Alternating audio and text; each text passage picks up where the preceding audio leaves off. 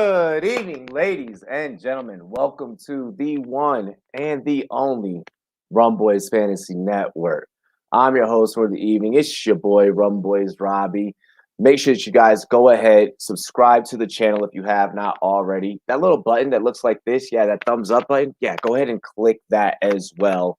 It didn't connect to Periscope, so make sure you guys go ahead and take this YouTube link and share it to everybody over on Twitter. And drop it in all your group chats and all that good stuff. Let people know where they can find us tonight. We rock it on the YouTube. So make sure you guys share the content, subscribe to the channel, spike the like. Most of all, dive off into the live chat. This is Rumboyz After Dark. Ladies and gentlemen, let's go ahead and roll into our panel. First up, he is part of the Rumboyz Fantasy Network. You can catch him Tuesdays on My Version's Better, host of My Version is Better. Ladies and gentlemen, Bogart Scott Free. Hey. I just got the first dose yesterday, bro. I woke up this morning. I felt like I had been drinking for 5 days. It's crazy. So the damnedest thing happened. I started drinking. I was like, "Fuck it, let's drink." You know what I mean? You know what I mean? Like when you feel like shit, right? After drinking, that's what you're supposed to do, right? But, anyways, you know what I'm saying? Fuck you, Corona. I guess I'm doing my part. You know what I mean? I'm doing my part. You know what I mean? We both did it. We both did it. Yeah, I know, right? Look at that, simpatico, same week and everything. Simpatico, goddamn. Let me get into the sexy guys. You're a mess, bro, but I love you, ladies and gentlemen. He is mushrooms give me money. Mushrooms give me money. Ladies and gentlemen, he is also a part of the Rumboyz Fantasy Network crew, but you can also catch him on his YouTube channel. Ladies and gentlemen, hanging with the 420 crew, Fantasy Football Hustlers. What up? What up? What is going down? What up? What up? What's good, bro? Yo, you kind of like faded away into your green screen for like 2 seconds there, and then like came back in like that cloud of smoke. Thanos Pretty dope. Yeah, like Thanos, bro. Keeping it real funky around here. Hell yes. Ladies and gentlemen, up next, representing the Rumboyz Fantasy Network, also representing the Lateral, also representing 14P. This man is everywhere. He is the funniest man on Twitter. He is the resident funny guy. You can catch him Sundays. All that, blah, blah. You can catch him Sundays on the Strike Zone with Fantasy Spin. Ladies and gentlemen, Herms NFL. Yeah. All right, stop what you're doing, because I'm about to ruin the image and the style that you used to. I look funny, but still I'm making money. Yo, world, I hope you're ready for me. Look at the round. I'm the new fool in town, and my sounds laid down but underground. I drink the bottle of Hennessy you got on yourself, so just let me introduce myself. My name is Herm G. R.I.P. Shock G. R.I.P. Shock G. I mean, yo. I once got busy in the Burger King bathroom. I'm a freak. Oh my God. The Humpty Dance is your chance. Ladies and gentlemen, up next, representing the Real Deal Fantasy HQ, the Wolf Pack is in the building. Make sure you subscribe to his YouTube channel. Fire content only over there with them boys. You can also catch him on the lunch hour. Real Deal LQ. Here, Wolf Pack. What up? Big up to the Wolf Pack. Only. Hell yeah, bro. By the way, Herm's rocking the Rumboyz shirt. You got your fire content only shirt. Look at this branding and marketing. Like, this is amazing. Mortal Kombat was ass. That's the only marketing. Hey, I'm watching that later tonight, man. Don't you do that. Fucking YouTube fan made. God damn it. Don't you disrespect Mortal Kombat. All right. Don't do that. Mortal Kombat, give me money. Yo, this man wants to start the show off.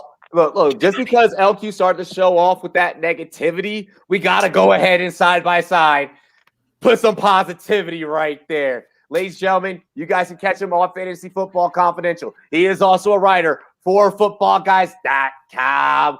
Ladies and gentlemen, Troy King. Boom. Well, he on mute.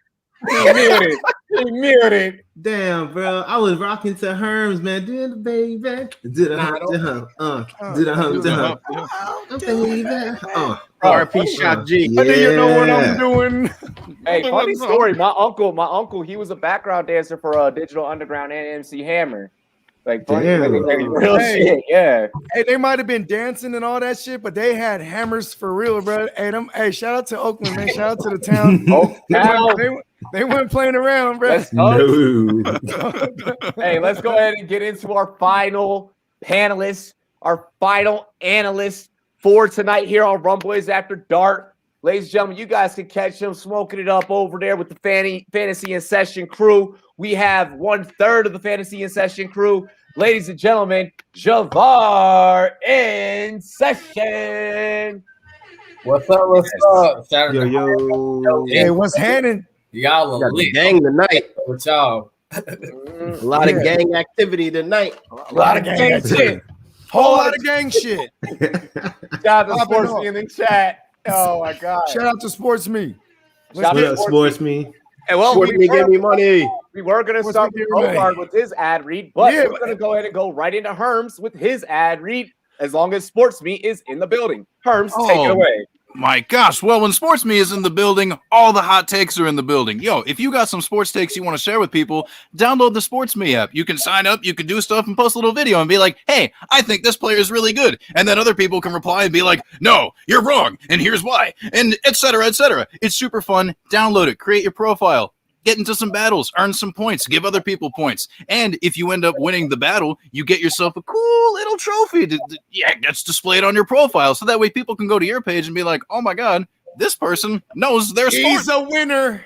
Exactly. So seriously, just go download it. Go check it out. It's a good time. I'm on there. Robbie's on there. Bogart's on there. Troy King's in the building. Jafar's on there. Man, like, we're all on it. Okay? We're all on it. We're all chilling on SportsMe. Like literally this whole entire panel, the whole kit and caboodle, the whole enchilada, non-violence.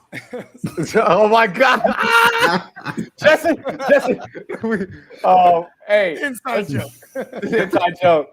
Bogart, go ahead and take it away. Monkey Knife Fight. Hey, monkeyknifefight.com. Give me money right out the gate. Rumboys and girls, head on over to monkeyknifefight.com. Use promo code Rumboys in all caps and no cap. We're going to match that first deposit all the way up to 50 schmackers. We got all kind of isms popping off. Baseball's in full swing, pun intended. Get in on some home run action on this legal, legit daily fantasy sports prop action. Head on over to monkeyknifefight.com. Download the MKF app. Promo code Rumboys. We'll match that first thing to 50 smackers. I tell you, Monkey Knife Fight, give me money.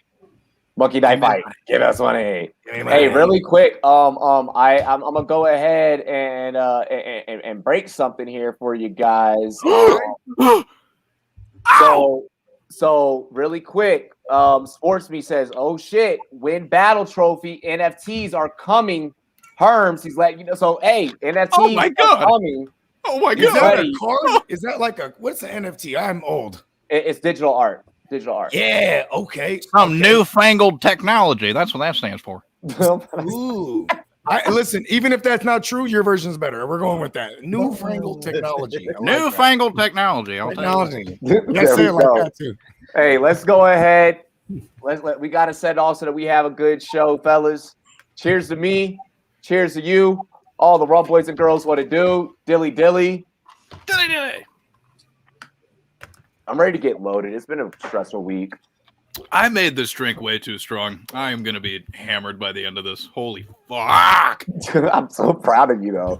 Hey, let's go ahead. Let's dive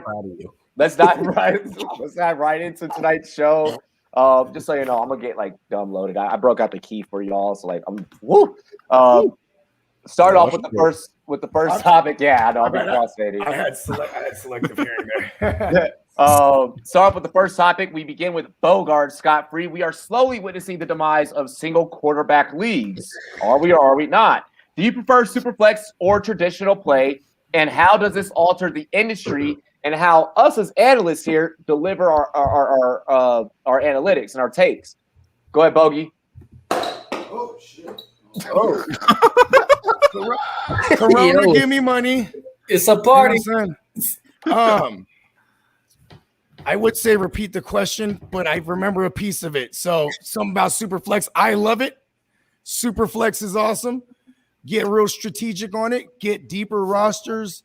You know what I mean? So the waiver wire ain't so abundant. It provokes trades, shit like that. That's why I like Superflex. Also in my Superflex leagues, I make it 1 point for every 20 passing yards. You know what I mean? So that means you're really emphasizing the value on your QBs. It's a Superflex, right? You know what I mean? If I'm drafting a QB in the first round, when I should be grabbing one of them running backs or something, at least make that QB worth it. You know what I mean? So I make the 1 point for every 20 passing yards. And then I also appreciate a good single QB league because my $500 league, it's a keeper league. We've been doing it for years.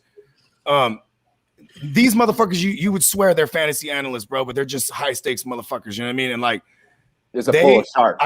I can never get them to convert to Superflex because that's their OG. It took me a while to get them to PPR. It's only been 4 years of playing PPR in that league. You know what I mean? So some people are scared of change. You know what I mean? If you can get people to cross over 9 times out of 10, they stick with it. You know what I mean? They like Superflex. They carry it with them. You know what I mean? And that's how it happened to me.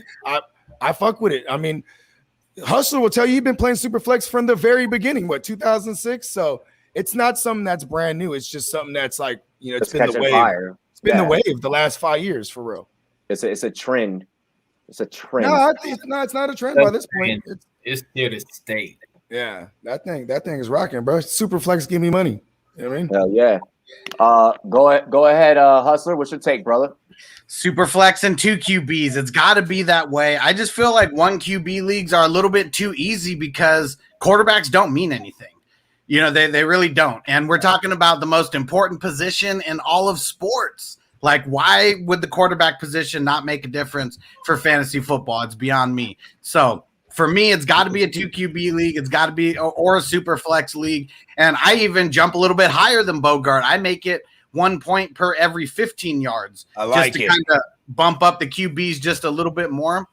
And as far as giving takes, I don't even give takes for 1 QB leagues anymore necessarily. I mean, everything that I throw out there as far as waiver wires, I'm pretty much always talking about 2 QB style leagues because everybody in the 1 QB league's already gone anyways. It's all the streaming 1 QB.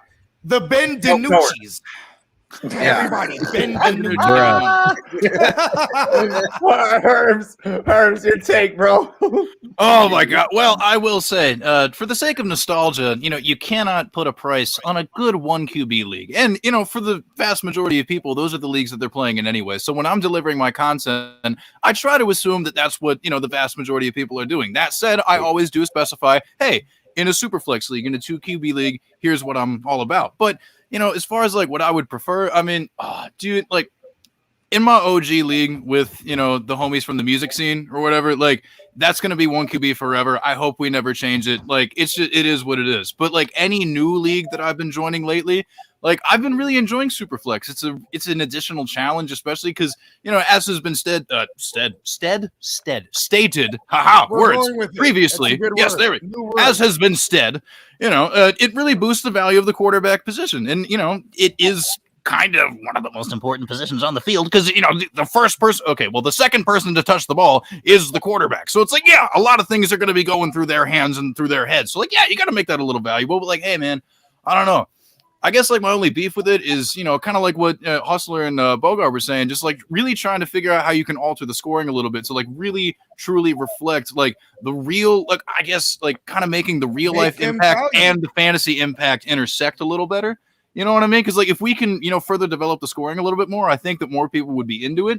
Because again, we talked about it on a show a couple weeks ago. If you're going to try and propose a new thing to your league, it's all about the proposal itself and how you word it and what you're coming to the table with. Because if you're just hey, let's do Superflex and you leave it there, it's okay, well then now it's well, what the fuck is Superflex? It's no. So here's this thing. Here's what it is. Blah, blah, blah. Here's how it's going to work. What do you guys think? That's the move. That's that shit. If you're trying to get your league to budge on it, make sure that you get the wording properly and you make sure you deliver the idea so that way everybody understands it clearly from the get. And it's oh shit, you're right, Herms. That does sound fun. Let's try this. And if not, Whatever. Start a new league. Join it. Just whatever. I don't know. You can't be in too many leagues. Everybody loves QB this. You can't be in too many. Start a no QB league. Only kickers and punters. Shout out Linda. That's the move. That's what you got to do. LQ, go ahead, bro. Nah, I'm a piggyback off of that, bro. I just had 2 league meetings and both of them voted against Superflex, and I understand why. It's a new dynamic. Some of the homies that I still draft with, that I grew up with, they're not really as like into the fantasy community, so they're not in other leagues. Like my league is their league, and that's it. We've been in this for the last 6-7 years, so they want to stick with the the 1 QB league. But we've done tight end premium. We did IDP like 2 years ago. We're spicing it up, but they're not trying to do Superflex at all because they already know how that goes, being that I'm on my shit. So therefore, me ended up with the best combinations is going to happen. But again, I want smoke. All the smoke. But nah, I do feel like once I got introduced, like probably like 2-3 years ago, the Superflex League, I did find it better than the 1 QB league. It's it makes things more spicier. You know what I mean? Like the 3 quarterbacks that you're drafting, the third one being the guy that can step up and fill in. I mean, I definitely like. No, fuck no. Fuck no. Fuck no. I know you don't fuck with him. Got you all in check. I gotta keep it. Give me Winston as my QB3, and then we'll be talking. I'll let up. But Okay. I'm not hating against the 1 QB leagues. I love all leagues. If you even still have kickers and defense, in your leagues, I'm with it. Just don't invite me to a standard league because I swear to God, I'll block the shit out of you. Yeah, don't invite me. So if you invite me to a standard league, unfollowed. No, seriously, like look, dead serious right now. Do not fucking invite me to a standard league. That's it. That's it. PPR is the new standard, and my man L. Dead ass. But all right, but yeah, that's why standards now non-PPR. But so it's Superflex, right? Here's the thing: the way I see it is that the casual fans, right? The casual fans who like 1 QB leagues right now, they're sleeping. Right, they're not involved in fantasy. They don't care what's going on with the rookie drafts or anything like that. Right, their time is in August. Those people, I don't see them converting to Superflex. Maybe I would say, and like in terms of popularity, right? It's going to take a while for the mainstream public to jump on board. We're probably 4 or 5 years out, maybe for possibly a switch. Right, like I'm not seeing like ESPN leagues, for example, like more like a lot of the casual fans play. I don't see those fans switching to Superflex anytime soon. And again, my home leagues, same as y'all's, like they don't want to make any changes like to anything, right? Like very tiny changes. Yeah. Maybe even adding a flex sometimes is a battle, right? Yo, I'm getting called Bollywood doing the fucking tight end premium, bro. Yeah, like, see, that's what I'm saying. But here's the thing. But exactly, for Superflex is for like people who are either really into fantasy or analysts, right? That's what Superflex is for. But we understand, and then I don't know if it's just like a high level of competition, whatever the case may be, because I'm team Superflex as well. For the same arguments you guys said, it makes the quarterback position more valuable. In terms of the way I cater my content, like I have to do it for 1 QB leagues because the majority of people are playing in 1 QB leagues. So that's the way I see it, right?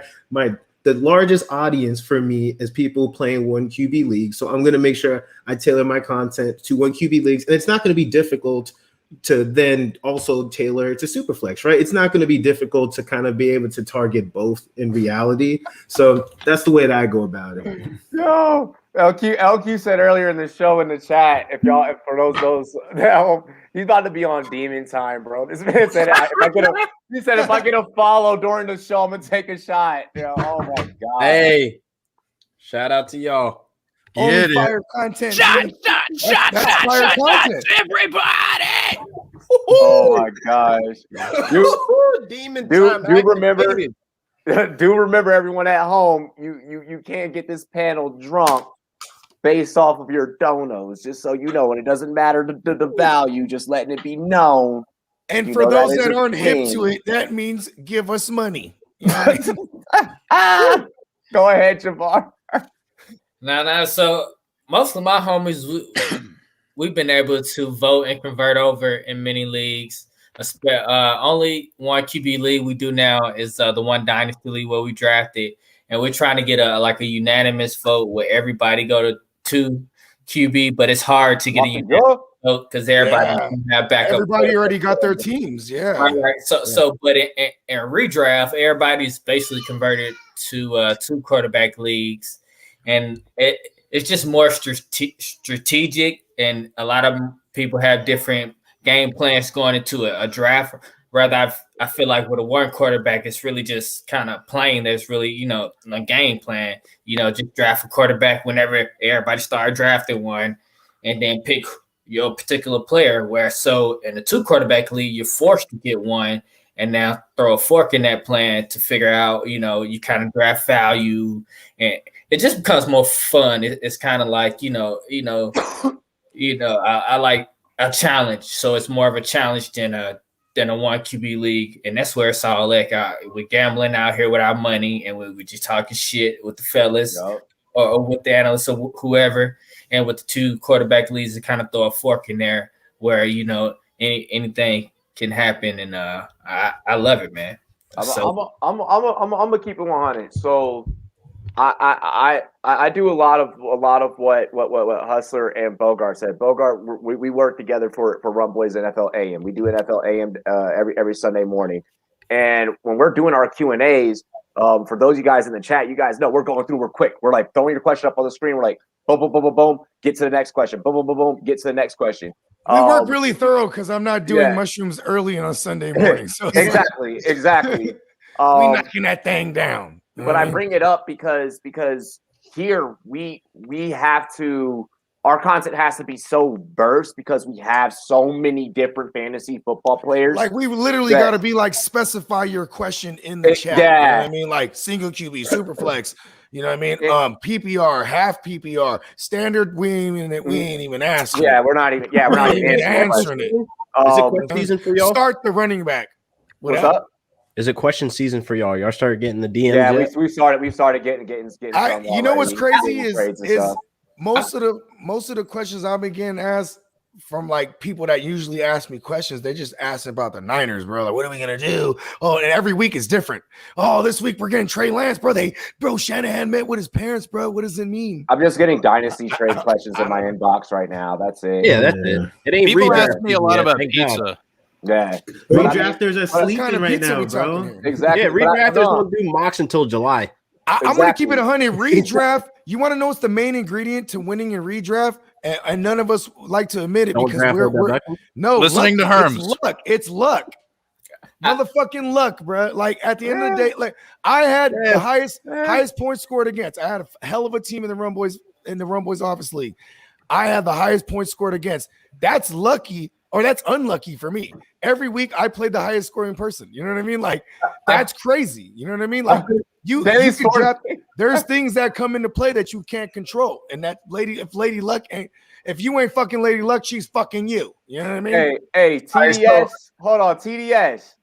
This man is literally loaded right now. Okay, man. Bogart don't bullshit, Taco. Bogart don't bullshit. He's like fucking Toad in like the fucking Mario universe. It's something too where he said you gotta have skill to make the playoffs. That's how I feel. Playoffs, 10% luck, 20% skill, 15% concentrated power of will. I am Luigi. But to win that championship, Jordan. My head's just always big, bro. You gotta have some to win that championship. Hey, Troy, old musclehead ass. That's what it is. All that redraft shit, bro. That redraft big ass brain I got. I got a question for Robbie before we move on. If some of these guys like Matthew Berry, the fantasy footballers, some of these big guys, if they started talking about Superflex, would it become the norm? Like it needs. It would definitely be the norm, and that's what I was saying. Yeah, that's what's on TV. If NFL Network, Red Zone start talking about Superflex League, that's it. That's gonna you know what though? I kind of like that. It's just us. Hold on, that's what I was bringing up. So Pat and I, when we were on the show yesterday, we started talking about. We've been bringing it up. Yeah, big shout out to Pat Fitzmaurice, friend of the show. And maybe not. Look out for Rumboyz, possibly later down the line. But yeah, when I was chopping it up with the brother yesterday, we both agreed that this is where this is going to be going. So we should just start preparing ourselves now, and just start having, maybe you do a part of your show where you're answering, questions, or maybe you have a show where you're just doing the single QB stuff, and then you have a different show where you're answering Superflex, or maybe you write articles, for both. It's just where I think that we're at that point. I feel like you can teach from our standpoint. You can teach single QB still, while still teaching about Superflex. Like if you know Superflex, you can give advice on single QB. Easy. Yeah. So I feel like it makes it. I feel like the fact that more fans are going over to it, it makes our jobs easier. You want to know what's cool about Superflex? We end up talking about all the QBs that no one gives a fuck about because you could utilize them. You know what I mean? Like that's why I made a joke earlier about Sam Darnold, bro. Ain't nobody talking about Sam Darnold single QB. He's gonna be a great streamer. Hey, let's get into the next topic. No, let's get into the next topic. All right, we start with Javar. Rumors are swirling around the league that the Raiders of Las Vegas are potentially looking at a quarterback if one slides past 10 or slides to 10. The Raiders could move up past 17 to get one. Thoughts on the Raiders and this QB talk? I don't know who the hell sliding to 10. That's the first thing with Mac Jones. What the fuck? I don't think ain't none of them sliding, bro. Right. So, but when it comes to the Raiders, anything is possible with their pick and what they're going to do. Nobody knows what's going on in Las Vegas, not even the Raiders, to this point. So whoever they're going to get with their pick and whatever they're going to do in the draft is useless to this point to me. Yeah. It's to be for real. And if they do get a quarterback, they whale in the back. They're going to have to, drop a Brinks truck or a lot of access to draft to jump up and get some high draft picks. So I don't see it. All right, Troy. So here's the thing, right? So I got correct. It's not that a QB is not going to be at 10. A good QB isn't going to be there, right? So here's the thing, right? So you're looking at Kellen Mond, Kyle Trask, like Davis Mills, like those are the guys who are going to be there. And there's no reason why the Raiders there's no reason why the Raiders should move up for any of those guys, right? Roll with Derek Carr. If that's what's left, just stick with Derek Carr or get some random dude like in the third, fourth round, some late QB that we're not thinking about, right? But because none of the top guys are falling, like there's 100% no way that Trey Lance, Mac Jones, all these guys fall to 10. I just don't see it happening because I believe that someone's going to trade up past 10 to make sure they get them if they slip like past like 7 or 8, right? I don't see it happening, but I mean the Raiders aren't exactly the fucking smartest organization exactly. Look at the owner. He chooses to rock a bowl cut. When you consciously choose a bowl cut, and Mark Davis, and then you know what he said? Let me go hire. I'm gonna hire Chucky too, bro. Chucky got the same haircut as me, bro. I mean, he can't be trusted. And someone who's confident in that haircut, he can't be trusted, bro. Hell, you cannot trust him. He makes bad decisions. Yeah, but you can't trust that dude. He does not care. Can't trust the haircut. You stupid, Troy. Listen, man, like Javar said, that was going to be my take. Who the fuck is falling at 10? It's been the last 2 years they've been talking about quarterback. They've been talking about Carr. It's obvious that the organization does not believe in Derek Carr. You're in a division with Patrick fucking Mahomes. You need a quarterback that can compete with him. Your defense is mid-tier. Your offense, not even. Okay, but are you winning that division? No. You're literally fighting off the Chargers right now with Herbert right now. A young talent that's going to fucking surpass you in the next year. I'm definitely going to say that. Herbert is probably going to be number 2 in that division behind Mahomes, obviously. Denver's obviously going to be trash. They're going to be trash. They're going to be trash for the next couple of years. But probably. Like I said, the Raiders been talking about this quarterback talk with Carr. They don't believe into him. They want to trade him. They want to cut him. They want to do all this other fuck shit, but they won't pull the trigger actually making that move to move up higher in the draft to get actual top quarterback prospect. Like Javar said, who's going to fall there? Mac Jones? Mac Jones going to sit for the next 2 years behind Derek fucking Carr? What are you learning behind Derek Carr? How to put on your mascara. How to make a really good gift with an angry face. That's what you learn. How to pray to white Jesus. It's like the meme mug and shit. He did have that one year. Like for the last 2 years, we've been hearing them question Derek Carr. Like Derek Carr does not. That was a different type of draft class TDS. That what does that have to do with the price of tea in China? Yeah, this draft class is this is completely different. I'm sorry. At the end of the day, it's like they don't believe in Derek Carr. We don't believe in Derek Carr. They're not going to win a division, so you have to make that move now. Grow some balls, move up in the top 3, and we'll talk. Ain't happening, Cap. Ain't happening. In the words of Letterkenny, give your nuts a tug. Herms, take it away. Okay, so when it comes to what the Raiders are doing, I think that there is an important thing that needs to be considered. So everybody hear me very loud and clear. When you are putting together a football team and you want to make sure that you're going after a quarterback, you should probably invest in the offensive line first, rather than completely dismantling the offensive line and getting rid of like 3 starters from last year. So even if they do get a quarterback, I don't give a fuck because their ass is going to be grass. That's just what's going to happen. It doesn't fucking matter at all. Holy shit. I mean, like, whoever that person is going to be destroyed. So, like, sorry for whoever it is because your career is going to get off to a pretty cold start. They got King Drake, though. Yeah, I mean, so in addition to that, I mean, you know, as has been said the entire time, it's like, who the fuck's going to be there? You know, and like, I've heard a lot of rumors about like, hey, well, you know, Kellen Mond, some teams are interested in the first round. It's like, look, I'm not going to besmirch the man's name because he's about to be drafted to be in the top league of the sport that he plays.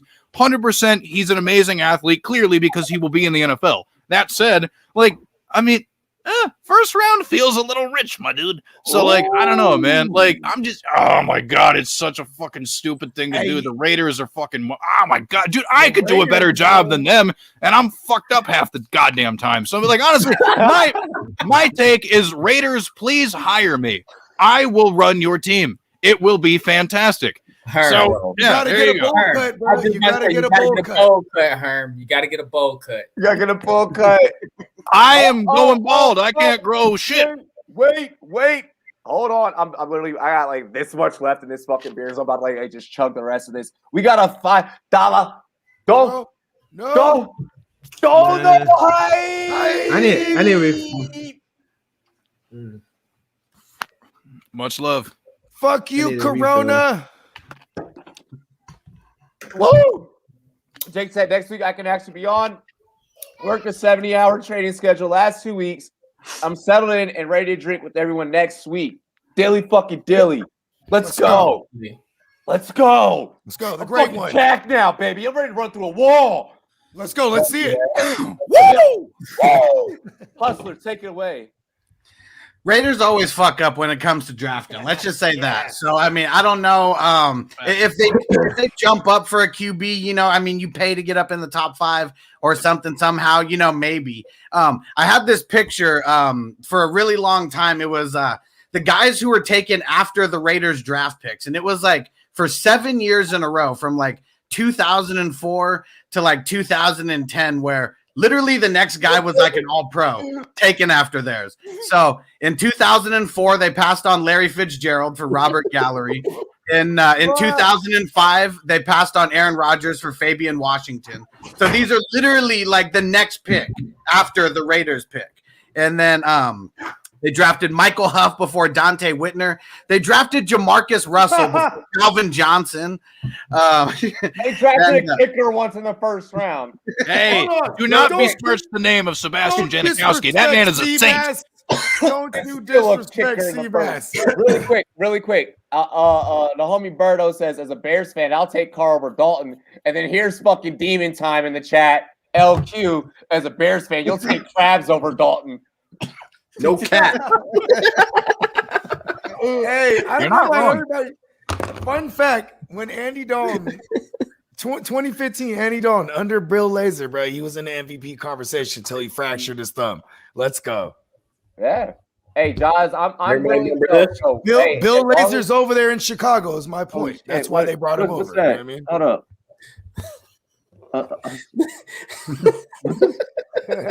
Who is that? Bro, when they Damn it, bro. Bruh, we don't care about your damn phone. Cleveland What you Farrell. doing? Oh, Cleveland Oh, Farrell. Oh, Cleveland yeah, they Farrell. drafted Cleveland Farrell. Yeah, Yeah. that didn't work out. That didn't. Yeah, work what out. happened? Great, Bob. And then Crosby is doing better.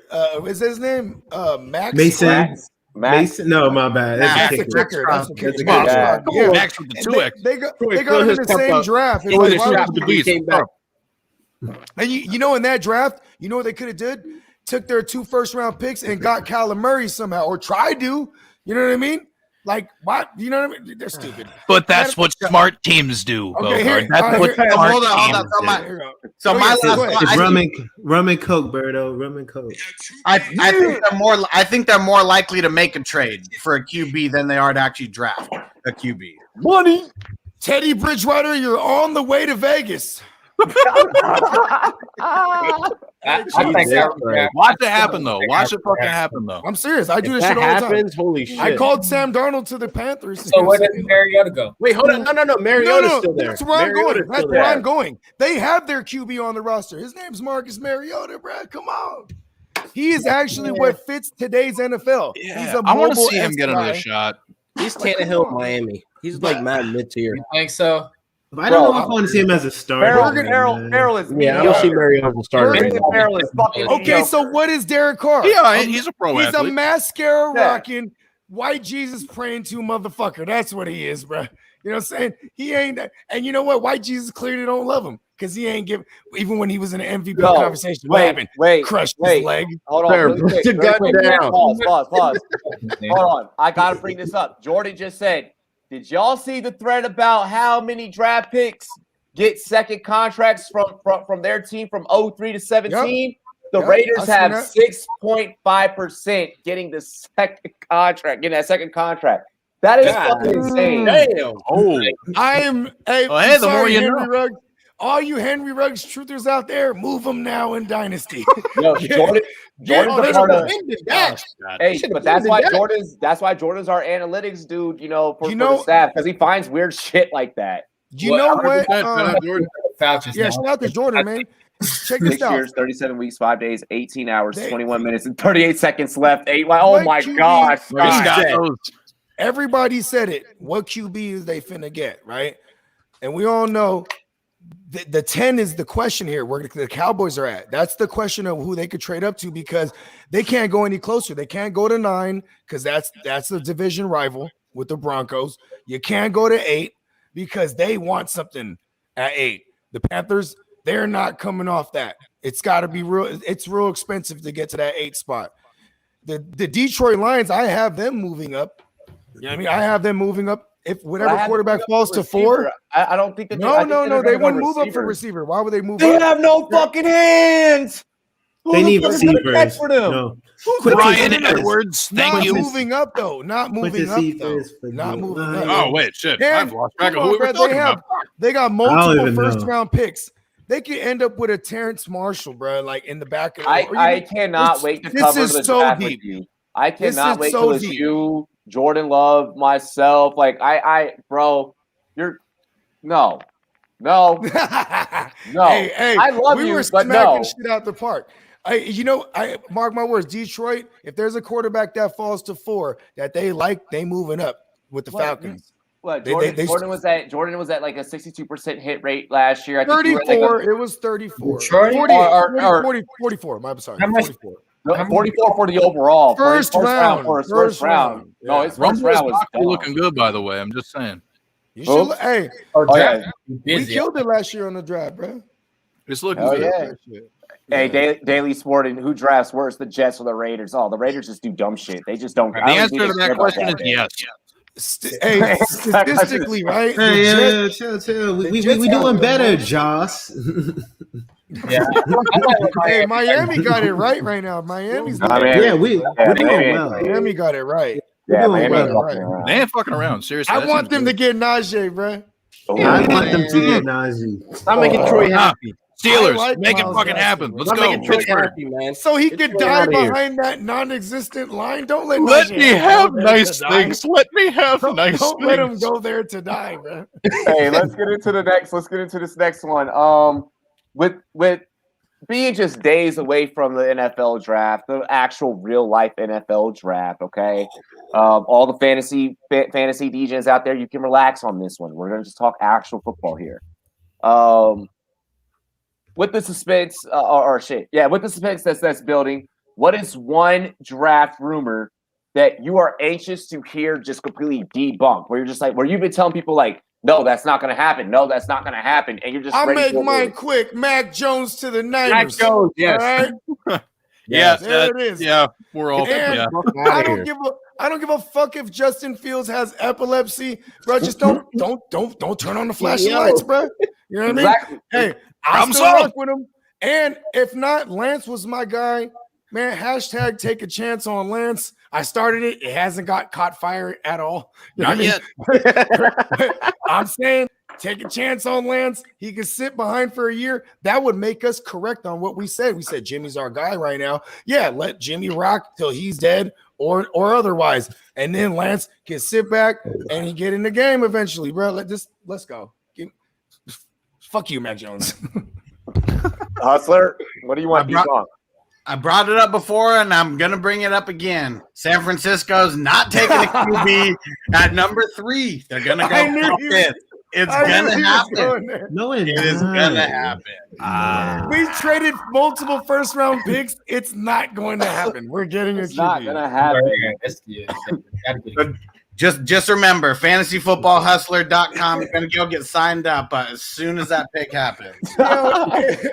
I'm going to sign up twice. I make my kids sign up. Man, listen, for your fantasy future well-being, you sign up to this guy right here. You know what I'm saying? If you're right about that. Yo, yeah. It can't be. It can't be, or I'm going to die. Or I'm going to, oh my God.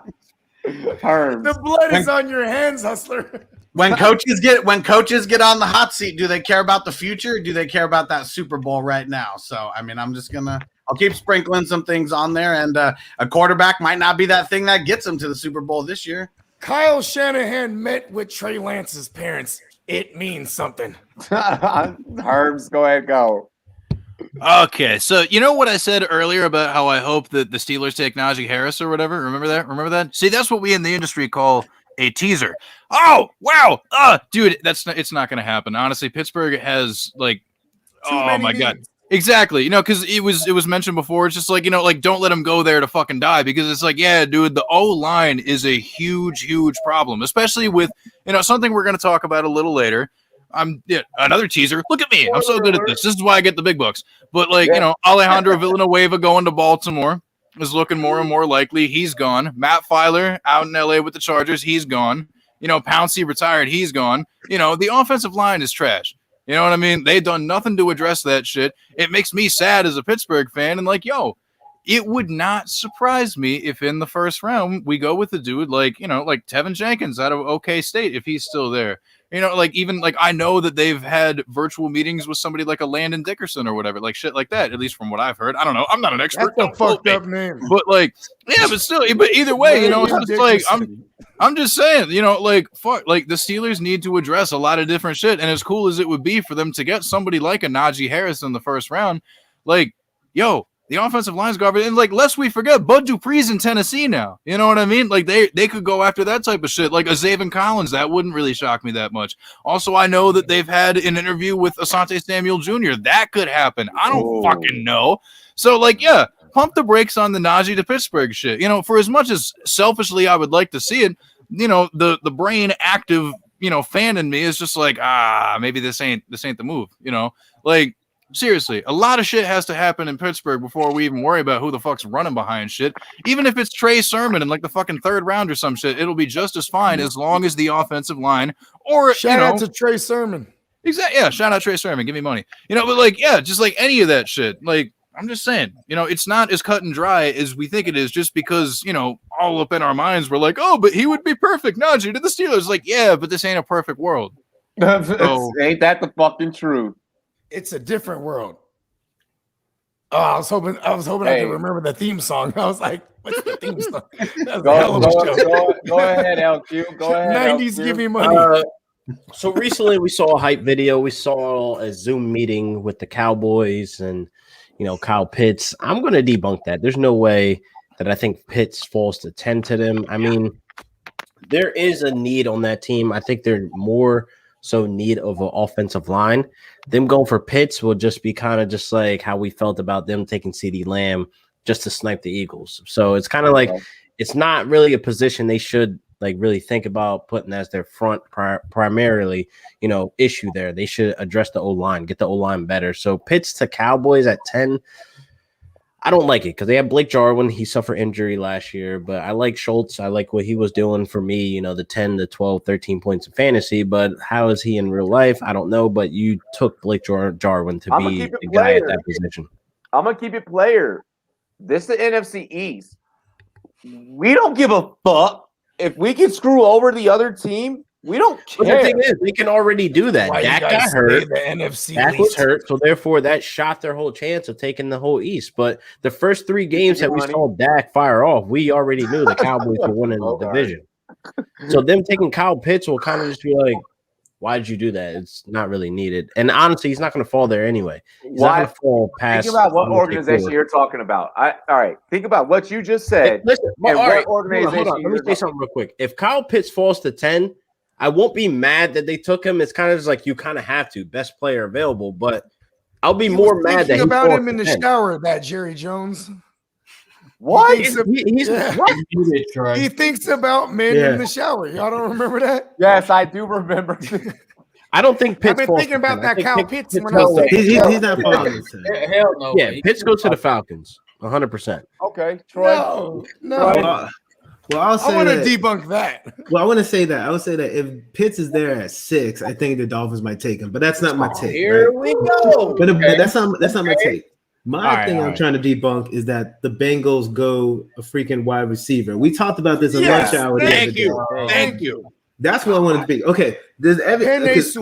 And I don't just exactly. I don't know what Bengal fans saw, but they lost their franchise quarterback that they just drafted number 1 overall to an injury because their offensive line was trash. So you're telling me that, now you're getting him back and you just want to give him a receiver? Like, you have T. Higgins, you have Tyler Boyd, like you have quality receivers. Yeah. You can get another receiver, right? But you can't get one of the best O-line prospects later on in the draft. You just can't do that. When you have the opportunity to get that to protect your franchise, you should do that. It just would be idiotic to me. I know Chase is good. This is not a knock on Chase. It's just, I'm sorry, like, you don't need him, right? Everyone would like a Chase. If everyone could draft Chase, they would. But you need to protect Joe Burrow. So to me, that's what I'm debunking that. They need to go Sewell because he should be there. And you just got to get him. I'm sorry. The Bengals, your offensive line, look, it's a liability, right? And like, I think they're getting block. Yeah, so that's people how get mad when I say Kyle Pitts to Cincy. I'm like, he can help block. I don't like that. Troy, this is exactly what you did. You just sniped my ass because I was definitely going there. They just paid that man Joe Mixon, so it only makes sense to get a O-line to help that. Before you take that, hold on, before you take that, hey, the shot that LQ's about to take, and I'm gonna take a drink for the homie as well. This for the big dog in the chat, Sean. Hey, y'all gotta check him out on SportsMe, man. Y'all gotta check him out on SportsMe. Y'all gotta check him out on Rumboyz.com. This is one of the hardest working motherfuckers in the industry, and he's up and coming. Y'all show him some love. Check him out, Rumboyz Sean, on Twitter. Yo, this is for you, bro. Much love. Yeah, shout out to Sean, bro. Here, Sean, put your ad in the comments so we can follow you. Yeah, bro, put your ad in the comments, man. For real. Fuck. Go ahead, Javar. Yeah, Sean got some business, bro. Since Troy playing Call of Duty out here in Schneid, I'm gonna take it home to the home team with Atlanta, where they saying we're gonna draft the quarterback. Where our GM said he wants a quarterback for the future, but the head coach said he believed in Matt Ryan and said he got a good 3 to 4 years. And they also put that in pen by giving Matt Ryan an extension to lessen up some room so we can sign other people. Yeah, restructure them. Yeah, right. Yeah. So Matt Ryan is the quarterback for a while. So with pick 4, it would only make it would only make sense to either get Pitts or to trade back and get more assets in round 2 and 3, stuff like that. So, and especially if a quarterback is left, like a Fields or Trey, you know how much equity you get for them guys. So you need to trade back. I think Atlanta should 100% trade back. They got the smartest thing. Nah, hell no. If they get Pitts, They need a QB. if the Falcons draft Pitts at number 4, that just tells me that they're going all in right now. This is the team for a couple of years. They're going offense and nothing. The offense is going to outscore. Here's the thing, though. They're paying Hayden Hurst. They traded back. It only makes sense. Hey, speaking of Hayden Hurst, July 9th, Podathon going to be going down with the homies from Going for Two. I'm going to be up on that thing. We're going to be talking mental health, Hayden Hurst Foundation. Y'all said the name, so I had to go ahead and shout that out. Shout out mental health. Bipolar gang in the building. What's up? Hey. Shout out to PTSD. Hayden Hurst Helmsley, bro. Triple H. Yo, much love. Hey, yo, I appreciate the hell out of that take, Ja. And one of the things that I like that you said about that, if you don't mind me, I'm not nitpicking per se. Your thing. But when you brought up the equity, and realizing what you're able to get for the personnel that you currently have in order to be able, or that you currently have on deck to either A, develop an incumbent draft pick, or either B, when it is time for that incumbent draft pick to step up and do their thing, what you can get for some of the pieces that you already have. I personally enjoyed that about your take is that you brought that up. A lot of people won't think about that from the fan standpoint, because a lot of fans are only thinking, oh, we need to keep this person on our team. He's so important to our team. He's so important to our franchise, without realizing that there's other ways that you can build your franchise. So I like that you kept an open mind during that. And that's all I wanted to say about it, bro. Hell I'm yeah. fucking geeked right now. I keep trying to drink this thing down. I'm like, I ate too many mushrooms. Early. Like normally I pace myself. Anyways, continue. All good. Hey, well, luckily, we are gonna go ahead. We're going on a break. We about to walk around out in nature. Yo, Berto said ATL needs to trade back. I don't know if I want them to do that. I don't know. I mean, trade back and play. I want to say something about Kyle Pitts to ATL. The one thing I could say that it makes sense is that Arthur Smith loves him some 12 personnel. You know what I mean? Yeah. That should be lethal. But they're paying the shit out of Hayden Hurst. It's not like Hurst was bad last year either. I mean, he was a clear plug and play after Austin Hooper left. He got the targets, he got the production, so it was kind of just like he played his role. He played his job well. You know what I mean? Pitts will have to jump out and be great. Wouldn't you think if you're at Atlanta, you would love those rumors about they're tying you to Pitts? That way, someone like the Cowboys would want to move up or something. Like, you know what I mean? Like, they really quick. The only reason that I see Atlanta not doing the Pitts thing, or Atlanta trading or doing a trading back potential possibility, is if they say, Ryan, we're going to give you another year. Julio, we're still going to rock with you. So on and so forth. And then they say, let's trade back and let's get ourselves the best damn linebacker in this draft, and let's go get Parsons. There you go. Now we're talking. That shit would be tight. And that's where I see Atlanta trading back. But that is the only logic that I have behind my thought process of them trading back. Does anybody know? Hey, yo, Ja, do you know who the D coordinator is in Atlanta? I'm trying to, because I don't know what kind of system they finna run. When you know the coordinator. Where did he come from? He's an old guy. Damn. I think they're trying to run like a 3-4. Where they can switch back between a 3-4 and 3. I forgot his name. If they run in a 3-4. I know the Rams got Atlanta's fucking defensive coordinator, who's the intermediate coach, but I mean, I'm happy about that. Atlanta was okay at defense towards the later half of the season. It was the beginning of the season where they're ass. Yeah, exactly. Yeah, because once the grass was gone, they started to show Morris is over there with the Rams right now. They get that secondary right, but as a Falcon fan, the only reason I'm scared of drafting Pitts, if you draft Pitts, Julio Jones becomes expendable, and as a Falcons fan, he's one of the greatest Falcons fans to ever get on the field, and I want him to die as a Falcon because he can be. That's where I was talking about. He can't retire. That's why he can't retire a Falcon. He got to die first. Damn.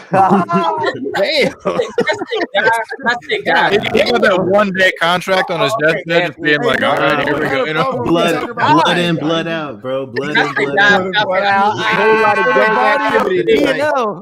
They leave the field. When I say dive, like they leave the field. They're not playing anymore. That's what I mean. Like, not literally A whole lot of gang activity, Javar. God, A whole lot of gang shit going on. He went great. Hey, let's go ahead. We're gonna get into halftime, ladies and gentlemen. Y'all rocking with the Rumboyz. Halftime. Yo, hey, we know why the fuck y'all are here. Y'all are here for the most entertaining damn sports takes that ever happened on a Friday night. The most comedic filled sports takes that ever hit a Friday night.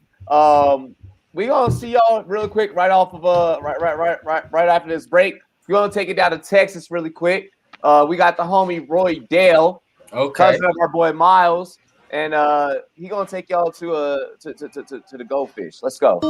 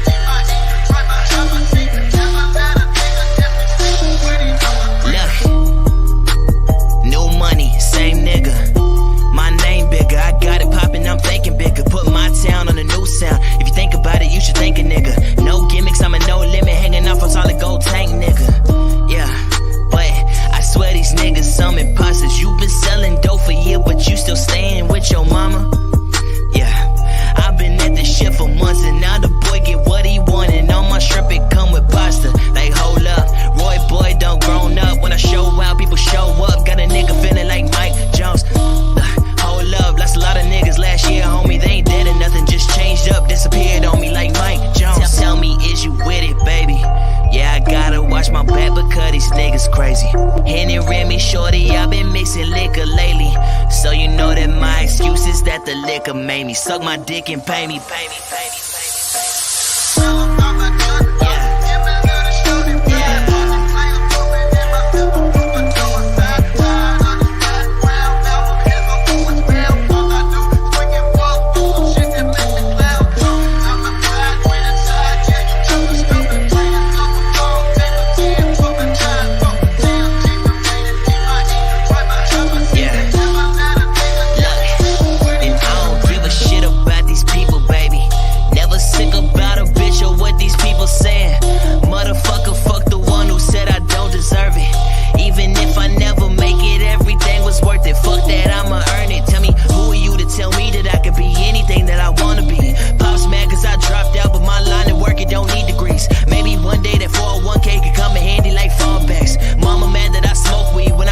She don't call back like, damn.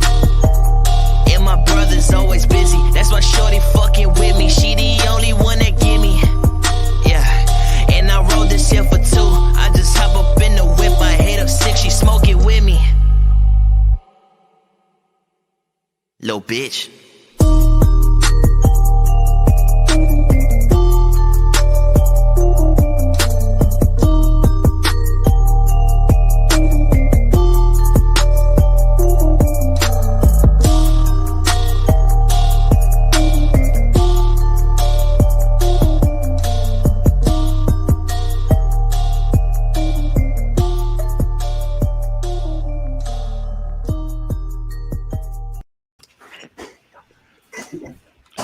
H-Town. What up? Let me tell you a little story. Once upon a time, there was a monkey knife fight. And one day they met one team partners, and the NFLPA It's a match made in the pits of a monkey knife fight. And everyone lived happily ever after. Are you listening? This is big. What is a monkey knife fight? You know, it's thing monkeys, knives, you get it. Fantasy sports is monkey knife fight. And monkey knife fight is fantasy sports. Monkey knife fight is daily fantasy. Monkey knife fight in the house. I am Monkey Knife Fight. You are Monkey Knife Fight. We are all Monkey Knife Fight. Monkey knife fight.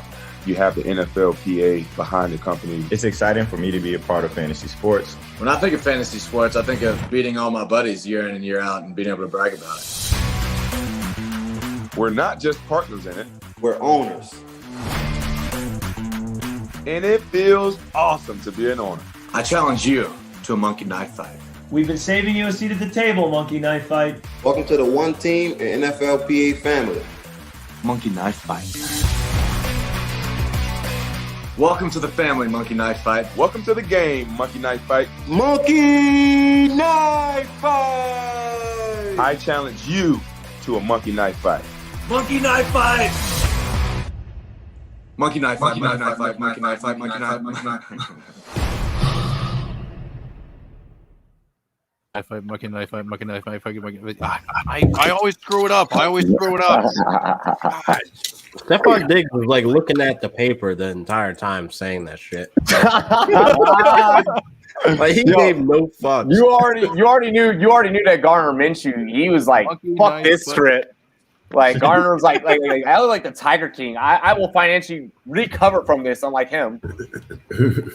But he's not the true Tiger King, though. He's not. He's bro. That man is Luigi. Oh God. Shrooms phase 3. Oh shit. Look at that. Luigi. Fucking Luigi looking ass. Let's go ahead. Jake joined the stream. Oh, hey, buddy. What's up? Let's go ahead. Tired. Let's keep it moving. Welcome. Her said, I like that you love the track, bro. I like that you love that track. It's such a good track. That shit smack. It was pretty. It's low. Love that xylophone, you know. Shout out to H-Town. Here's something to That make Patrick xylophone does go Mahomes. crazy though. Hold up. Here's something that should make quarterback Patrick Mahomes happy. Trying to catch up. You're good. It's like $6. Chiefs, not good. Chiefs rebuilt the offensive line now. It'll include Orlando Brown, Joe Thuney, Kyle Long, and Austin Blythe, not to mention the return of Laurent Duvernay Tardif.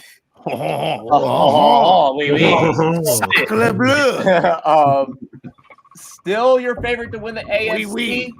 Or is there another team capable of coming out on top to make it to the Super Bowl? And we start with Bogart here. Yes, they are going to be they're going to be the favorite, but on the if not category, bro, shout out to the Bills, shout out to Buff, Griselda, big up to Griselda, bro, Buffalo, the Buffalo Bills, bro. They finna make some noise, bro. You know what I mean? I'm saying. You know what I mean? And with that trade, with that Orlando Brown trade, they better hope they get Villanueva because, bruh, Lamar Jackson, bruh, that's not a good move for him to go ahead and get rid of Orlando Brown, who was a great right tackle, and that's why he wanted the trade. That's why he was about this trade. He played left tackle in what is his name? Ronnie Stanley, yeah. Yeah, Ronnie. Thank you. That motherfucker, he went down and they moved him to left. And then he knows full and well we're in a right-handed QB dominant league. That left tackle spot, bro, it pays a lot of bread. So he's on the last year of his contract. He got sent to the Chiefs. They will extend him next year if he plays well at the left tackle spot. You know what I mean? Because he knows, bro. He knows you show up on that left tackle joint, bro. You don't let it go. He wouldn't finna move back to right. And that's what they wanted to do with him. So he's like, get me out of here. You know what I mean? And I don't know how the Chiefs just do this all the time, man. They're the new England. You know what I mean? Players want to go there. And they get paid when they go there. You know what I mean? I hate them less though, so that's the difference. I hate the Chiefs less than I do. That's true. Well, you're spoken like a true Dolphin. Absolutely, you already know. Fins up. Since Robbie's not here, it's Hustler's turn. The Chiefs also aren't cheating to get what they're winning. That's why I don't think they're getting There it is. There it is. as the Patriots. So yeah, fuck the Patriots. But the Chiefs, they're the favorite. It's gonna take injuries to knock them down. As long as they just stay on their health and conditioning, and nothing fluke happens. I feel like their offense is just gonna dominate everybody. I feel like they're probably gonna go a little bit of defense with the draft this year. Losing Sammy Watkins doesn't really make a difference. It's Travis Kelce, Hill, Mahomes, and that line. That line is crazy. Everyone was talking mad shit after they got rid of the two linemen, like right after the Super Bowl loss. And that line is legit. They got rid of Fisher real fast.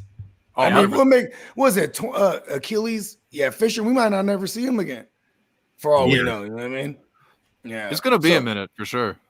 Hey man, they saw Patrick Mahomes getting beat up by Tampa Bay. They were like, "Fuck that." Kyle Long came out of retirement, even. You know what I mean? Like, right. Exactly. Protect that $200 million man. Go ahead, Arms. And that's what you got to do. You have to protect that, that big investment that you got. And, to their credit, like the Chiefs got that shit done. I will say, I think the most interesting part of this, in my opinion, at the very least, is what Baltimore does with some of these picks, because I think, receiver is going to be something interesting for them. I think it's pronounced Baltimore. Nah, man, I'm from around here. It's Balmer, dude. Shout out the DMV. Shout out Maryland. What's up? Yeah, shout out Balmer. But yeah. So yeah, I mean, but that aside, like who's going to be the favorite in the AFC? I mean, like, yeah, you could say the Chiefs, but like honestly, and like, God, it pains me to say because we already talked about earlier about like fuck New England or whatever. But like, bro, let's be honest, like. What they did on the offensive side of the ball in free agency doesn't make a shit ton of sense, to be fair. But at the same time, like what they've been building on defense is absolutely legit as fuck. And plus, think about it. They're going to get Dante Hightower back. That's going to be super legit. And bringing in, speaking of the Ravens, Matt Judon. I mean, that's going to be absolutely insane. And like, yo, dude, like they are building, like 2 years ago, like before all the crazy shit happened, this defense could not be stopped. This defense could not be stopped. Like, and we quote, fuck New England.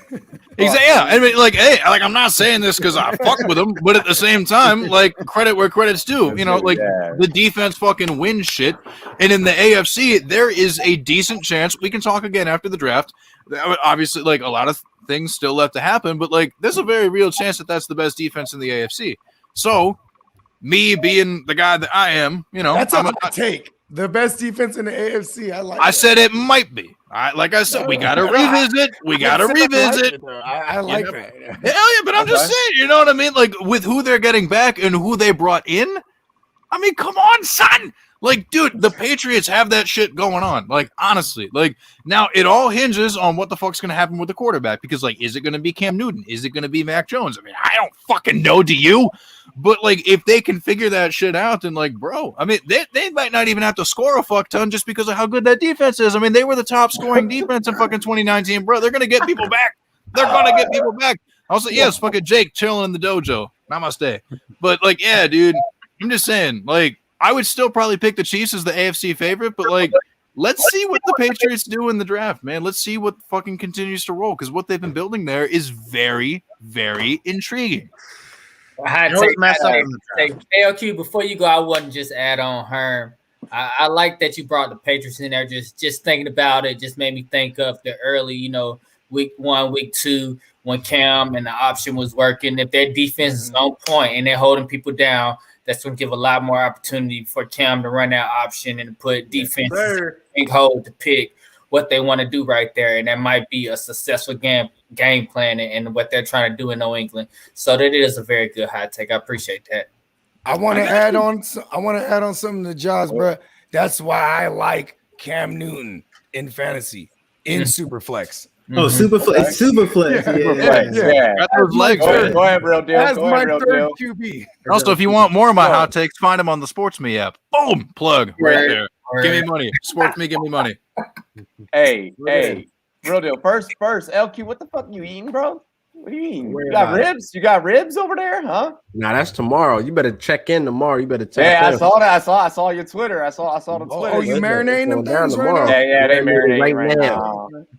Hey, but go ahead, drop your take on this Orlando Brown. Yeah, the isms. Listen, the Chiefs obviously saw the breakdown and the problem in the Super Bowl, so obviously they're going to address that old line. They're good everywhere else. I mean, them getting Orlando Brown, that is a major move for them to say and stamp, we are the new dynasty. We're going back to the Super Bowl year after year after year. It's going to become a time where we're going to be tired of seeing Patrick Mahomes in the Super Bowl, just like I'm sick and tired of seeing fucking Tom Brady in the Super Bowl. So and now he's in the fucking NFC. I don't think I'm going to get tired of Pat. Hey, fuck avocado. No, honestly, it's gonna like if Pat, let's say 3 out of the next 5 years he's in the Super Bowl, I think it'll become a thing to like, all right, I'm tired of seeing the Chiefs in the Super Bowl, man. Let's get somebody else. You know what I mean? Because Tom Brady will be going by then, and the rest of the competition will be going by then. Maybe will Josh Allen. Avocados be gone? Because if they're not gone, Tom Brady is immortal, bro. Avocados, give me money. Nah, all you got to do is get Tom Brady some tequila. He off that juice, baby. He on demon time. But now, for real, they're addressing the key parts. This is literally, you're watching an example of how to not really panic, but like have the urgency to address your problem of why you played the worst game possibly of that season on a big stage. Like, You got to go out and get everything you need to do to protect your guy, your franchise guy for the next, X amount of years, because he's going to be there for 10 years, bro. You want at least, majority of the years that he's there that you're going to be in the Super Bowl or even win the Super Bowl. So I really don't see no other team coming up that can compare. Is there one like is there one though?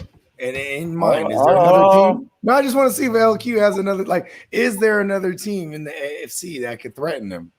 No, there really isn't. Let him have his take, Bogey. I'm just saying. That's a good question. That's a good question. But how I ended my take, like, there really isn't. There isn't a quarterback that's capable of having the killer instinct that can play just as good as Mahomes. Like, even though that game was terrible, did we not see Mahomes throw the ball off his fucking shoelace fucking to the side on the ground? That shit you cannot teach.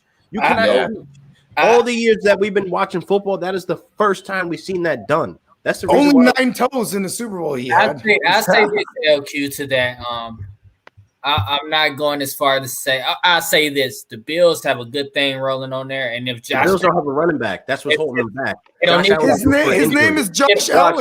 Josh Allen's due for an injury. He plays too reckless, too many fumbles. Like, that's why that's going to keep them back. Listen, Linda. Listen. Linda. Okay, it's the YouTube of a little kid talk to his mom. He's like, Linda, listen, Linda. Like from his dad arguing at his mom, and basically doing what his dad would do. That's why I got that from.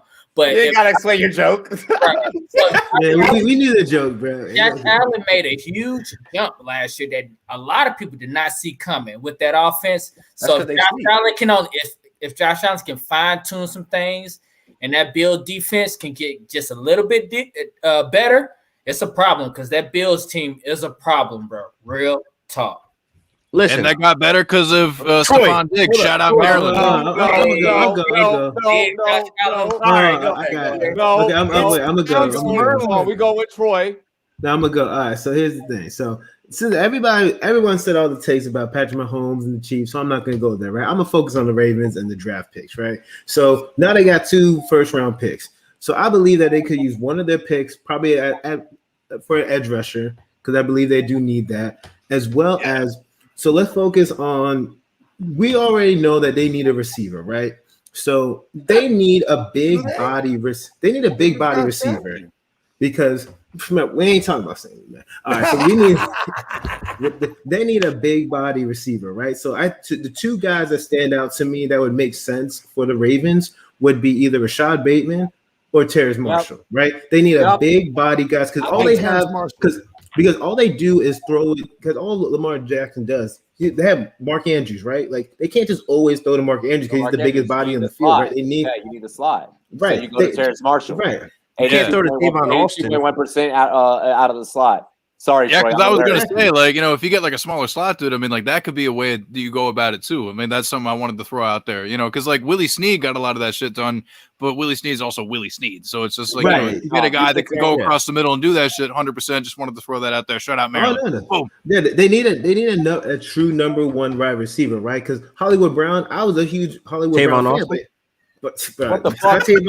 Not Tavon Austin, not Hollywood Brown, right? They're not those big body receivers. Like, you need a red zone threat besides Mark Andrews, and I believe that, you know, Rashad Bateman or Terrace Marshall, like those would make sense in that offense for Lamar. Because the thing is, I don't think Lamar is a bad passer, but obviously with that offense, they just don't pass a lot. So that is one of the issues. So, but when he does pass, he's really looking for Mark Andrews, right? He's always seems to be the first target. But if they get like an actual true number one wide receiver, then maybe they would be, and honestly, it would help Andrews out too. So I believe that I'm excited to see what they can do. And obviously the past few, you know, seasons, they've sucked in the playoffs, right? Lamar, for whatever reason, the offense, the way the offense has been designed, it's like they're run. But if they get behind, it becomes an issue, right? They're front runners, because if they don't lead, then it's going to be bad news for the Ravens. So I believe an issue on this show is fucking LQ's take at the beginning of the show about Mortal Kombat. That was an issue too. I gotta watch it myself. Yeah, well, your fucking taste in movies is goddamn garbage. Okay, LQ, your taste in movies is garbage. I'm a movie buff. You can't fuck with me, bro. I'm a movie buff. First of all, first off, you waving your hands and shit. All right, I can wave my hands too. I've been around a lot of Italians, bro. I'm from fucking Forget DC. about it. Shout out DMV. Jersey, bro. Yo, you guys see LQ and I drunk as shit in Canton? It's just gonna be a lot of this. Yo, are they doing kung fu over there? Like, what the fuck is happening? Real quick though, when we were talking about the Mark Andrews shit, I had the homie Scott Barrett on over with my over at the Lateral. Check it out at the Lateral FF. He was talking about the fact that, you know, because like the NFL draft's coming up soon, these tight end prospects. Hunter Long out of Boston College. A lot of the measurables very, very similar to a Mark Andrews. So those of you that are out there, especially like in tight end premium leagues, you know, because like Kyle Pitts is going to go high. You're going to see the Pat Fryermuths of the world. You're going to see the Brevin Jordans of the world. But Hunter Hunter fucking Long. Look out for that shit. If you want to get that fantasy shit, fucking Hunter Long. Go ahead, Jay. Keep that name in mind. Okay, so I'll first advertise that if you guys need rides from the airport in Canton, it will be moved there by then, or like 30 minutes from there. So, oh shit. Okay. I don't demand pay. I demand to stop at a certain spot to maybe buy me something. You can leave it at that. We on air. I'll get you some onions. My take on this is it's a trade to, I think, move the offense for the Chiefs in Mahomes' land and say, we're going to find the receivers. We're going to build around you and make sure you don't get hit. You're going to make people look good in the next few years. I think Tyreek's the last big name they signed at receiver for a while. I think if they're going to build around their line and protecting the guy that's going to get the ball to the receivers, and they're going to find the receivers like Brady, ideally. So it's a total change of what they've been doing, where they sign every guy they find that can catch a pass and is fast. And so it's interesting in that regard. But overall, still, I don't think they're a favorite. I think they were kind of exposed because their defense. Tell us how the Browns are the favorite. Tell us about the Browns. Let's get into it. I want to say the Browns' offense is already there, but the defense is so new. They signed a million new names. Shout out John Johnson. Oh no, 100%. But when you add 5 big names to a defense that are all in leadership positions in the center of the field, it is an issue. I won't go Browns. I'd probably go Bills over Browns because they have some continuity. Kobe. The Browns have a really high upside, but they don't. I mean, there's no continuity there. You can't bring that many big name free agents and expect it to work well. We saw the dream team with the Eagles when they brought every big defensive name in, and look what happened. Yeah. I'm just being unbiased there, but the offense for the Browns is there. I like every offensive piece. I like that. That's facts. As long as Odell Beckham is healthy, the Browns will not win. Hey, I think there's something about it. No, I think it's beyond that. I think Baker can actually. He's at the point in his career he could ignore Odell, and he's kind of past him and start him. No way. No way. No way. He doesn't have that's a bad statement. I think that's a great. Timestamp hour and 21 minutes. No, I don't think it matters anymore because I think Baker's proven himself, and they know they're paying him. It's my take, by the way, guys. But no, I think at this point Baker's proven that he's going to get the extension, so it doesn't really matter what Odell says. Of course. And Baker's kind of become the leader of the offense. He's a better player once Odell Beckham is out of the fucking way. That's what he's proven. He's like, my God, thank God, I can breathe. Get rid of him. But Baker's proven it's his offense because they saw what happened. You gotta get rid of him now. He's almost fucking 30. Get rid of him now. You know what? I agree. You can't get rid of him until he gets shown on the field again. Though. That's the thing. Nobody likes healthy. Fully healthy. You have to show him on the field off that ACL, and then nobody get him the fuck out of here. The problem. So whatever. We've shown the offense can put up a lot of points when they have a quarterback that has free reign duty once. The defense, though, Bogart, when you say it, no.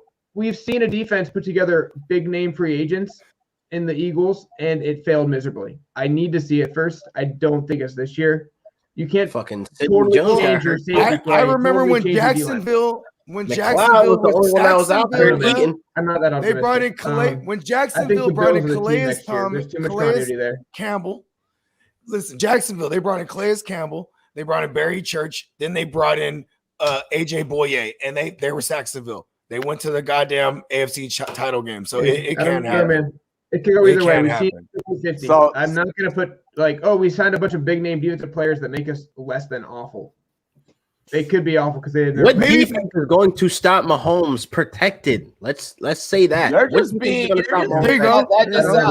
You're just doubting. You're just doubting, and I don't know. I have confidence in the Browns. I have confidence in the Browns. I think they're going to be good. I like the Browns every year because I'm a savage. Hey guys, I'm a Browns fan. I like the Browns next year. I think they're the second, third best team in the conference. They're not better than the Chiefs. I think the Bills could beat the Chiefs. Second, third best team. I like that. That's specific. Okay, no, I think they are. What's Javon got to say though? Next year because I think a high octane offense with those receivers can beat them. I'm sorry. No, Javon got it right. Let Javon rock. No, I understand the hype. Just the Browns' defense is so. Jabbar did his hits. Jabbar did his hits between everybody else's. I'm on mushrooms. Yeah, we all drunk. Yeah, my bad. Too. Maybe the Colts do go to. Yeah, you never know. But either Rumboyz way, After Dark, people hype up the Browns' defense next year, and it's like they never played together. Are they good? Is that unit good together in their first year? But that's what this time of year is for. I like that. It is Frank Reich back with Carson Wentz. The Colts are a good call, though. Holy shit. I would never say the Browns. That's a good one. If the Browns, actually, I'll make this bet, and it might hurt me financially later, but if the Browns are a top 12 defense next year, I will give Bogart $50. I don't think it's going to happen. Only? Yeah, you can keep it, man. Buy you some bottles. You know what I mean? How's that only? Don't worry about me and money. We'll be all right. I want you to hold that to me because Jake, give me money. Listen, I am. You're taking a bet. Hey, send me $50 fucking. I'll take the bet. Yeah, fuck, dude. I'll take that shit. Y'all finished it behind Pittsburgh. I'll tell you that right now. I think they're a top 10 defense next year. You know what I mean? When you could control time of possession. When you're Kevin Stefanski and you got a 1-2 punch with Chubb and Hunt, you're going to control time of possession. That means your defense is dumbass fresh. And if you could play with a lead, you could kill him with that pass rush. You have Clowney now, and you have Miles. Let's get into the next topic. We'll take the bet they aren't, by the way. So let's get into the next topic. But you just said 12. We're splitting hairs here. Exactly. Fucking goddamn. Keep this train moving. Browns, give me money. So single-digit numbers seem to be the talk of the town lately within NFL news headlines. Do you like the idea of players being able to rock single digits? One, Tom Brady does not like it. Also, thoughts on players for this year of 2021 if they want to. 2022, it won't matter. But in 2021, players having to buy out the existing inventory to make the change for their number right now. Jake, go ahead and start off. Well, it makes sense to have them buy out the inventory because the NFL did pre-print it for them, and the players that were there. I don't mind it, and I think it comes down to the fact that these players were all single-digit numbers and had the ball every play, and they were always the center of the field defensive player. So we got to think these players were quarterbacks, or at least running backs that had the ball every play in high school. So of course they want that single-digit number. It makes so much sense to say, yeah, I played safety, quarterback, and running back in high school. Why wouldn't I get the number in the NFL even if I only play cornerback or whatever position you can get it? Okay. Javar? Like, let me throw a little twist into it. All right. Also, would you go out and buy the brand new jersey, like the new edition? No. Go ahead. I mean, if I already don't got the player, jersey and I wanted it, sure. But it's just like tomatoes when it just comes to it, man. It's just gonna be something new, something for us to transition to see a running back wearing 3, a DN wearing 4, or something like that. It's just gonna be new. We'll get over it in about 3 years or what have you. It's just a number, but that's just how I feel about it. It's not a big change, it's not a real change, which actually, like changing, 10 yards for a first down to 15 yards. So it's not nothing that's changing the game. Yeah.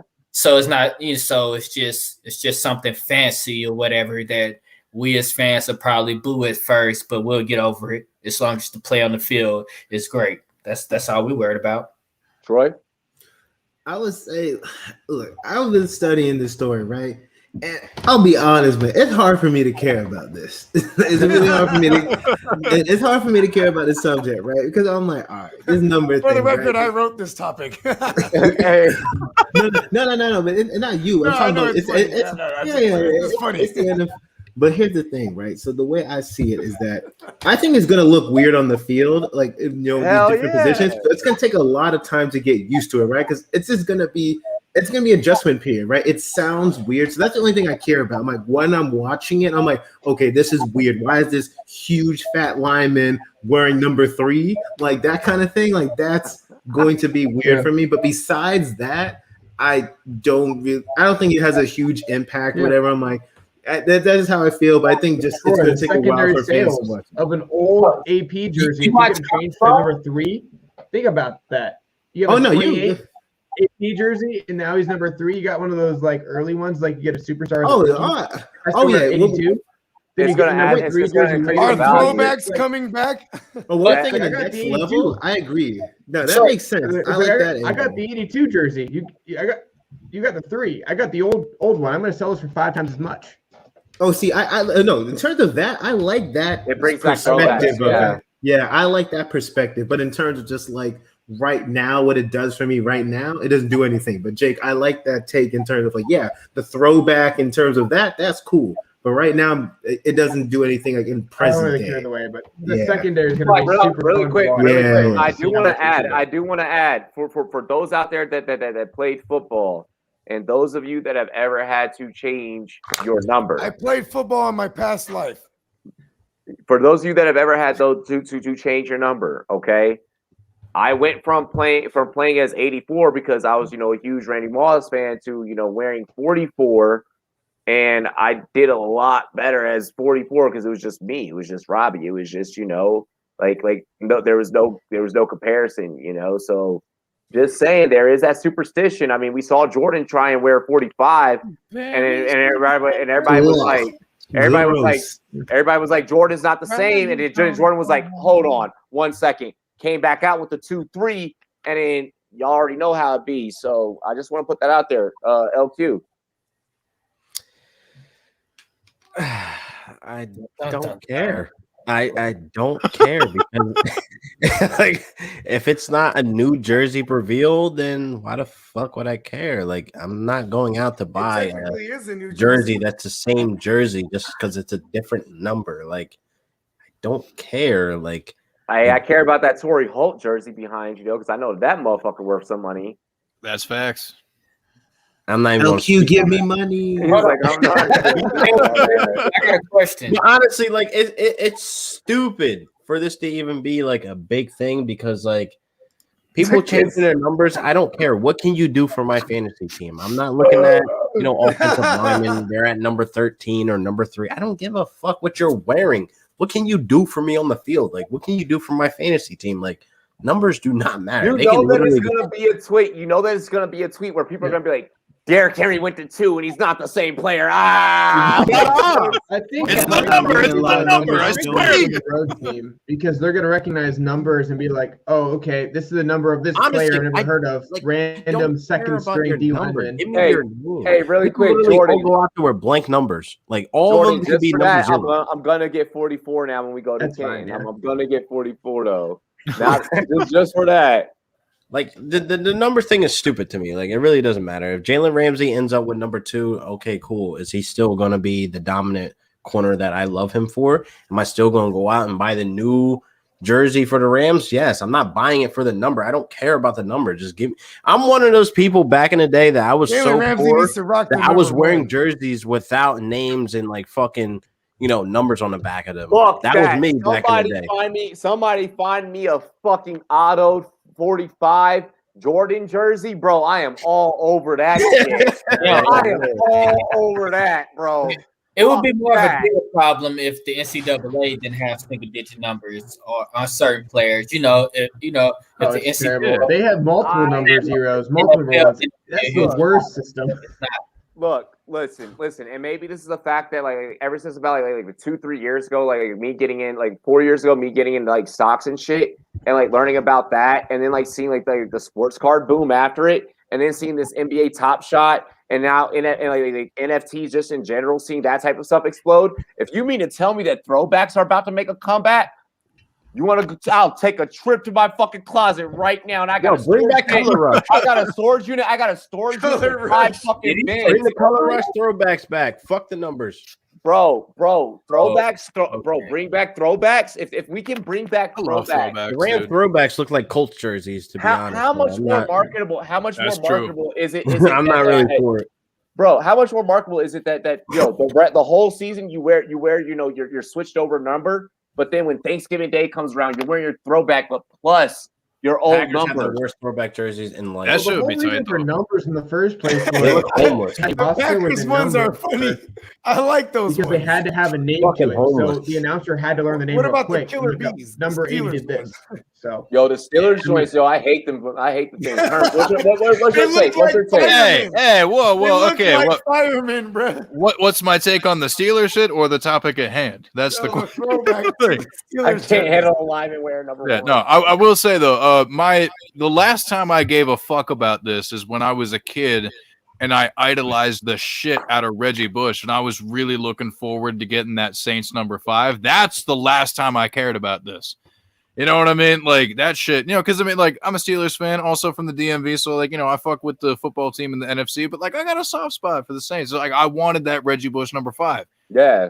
That is the last time I gave a fuck about this. But I will say, if a player wants a specific number and it makes them happy, that makes me happy. You know what I mean? Like fuck it, whatever makes the individual feel good.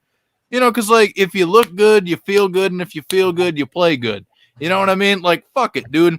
This is for them. This isn't really so much for us because as consumers, what's up? Really quick, that doesn't matter if you're playing rock, paper, scissors against Nick Sirianni. That is very true. Also, scissors every single time. That is the rule of Herms. But like, that's a horrible rule. No, that's a terrible rule. Always rock. Always go wrong. Here's the thing: paper every time when you're playing rock, paper, scissors with somebody or whatever, you gotta look them in the eyes. You gotta look them in the eyes. That's the real rule. If you want to win rock, paper, scissors, you gotta look them in the eyes. But for real though, like when it comes to the number shit, I mean, like, yeah, however you feel about buying jerseys or whatever, like. Every individual has their preferences. Like for me, like I've alluded to this in the past whenever we talked about this type of shit, it's like, like when I like to buy a jersey, well, I mean, up until recently, I mean, I've been buying jerseys out the ass, but like for the most part, like, in previous years of my life, I've always just been like, well, I want to make sure that a player is with a team that I root for X amount of time before I buy the jersey, blah, blah, blah, yada, yada, that, the other. But like, because like consumer culture is going to be what it is. Yeah. There's always going to be a market for that shit. It's like sneaker culture. It's like sneaker culture almost. Exactly. So it's just like that type of shit is already in place. There's already a structure for that. So honestly, at the end of the day, this is about the individual and what makes them feel good.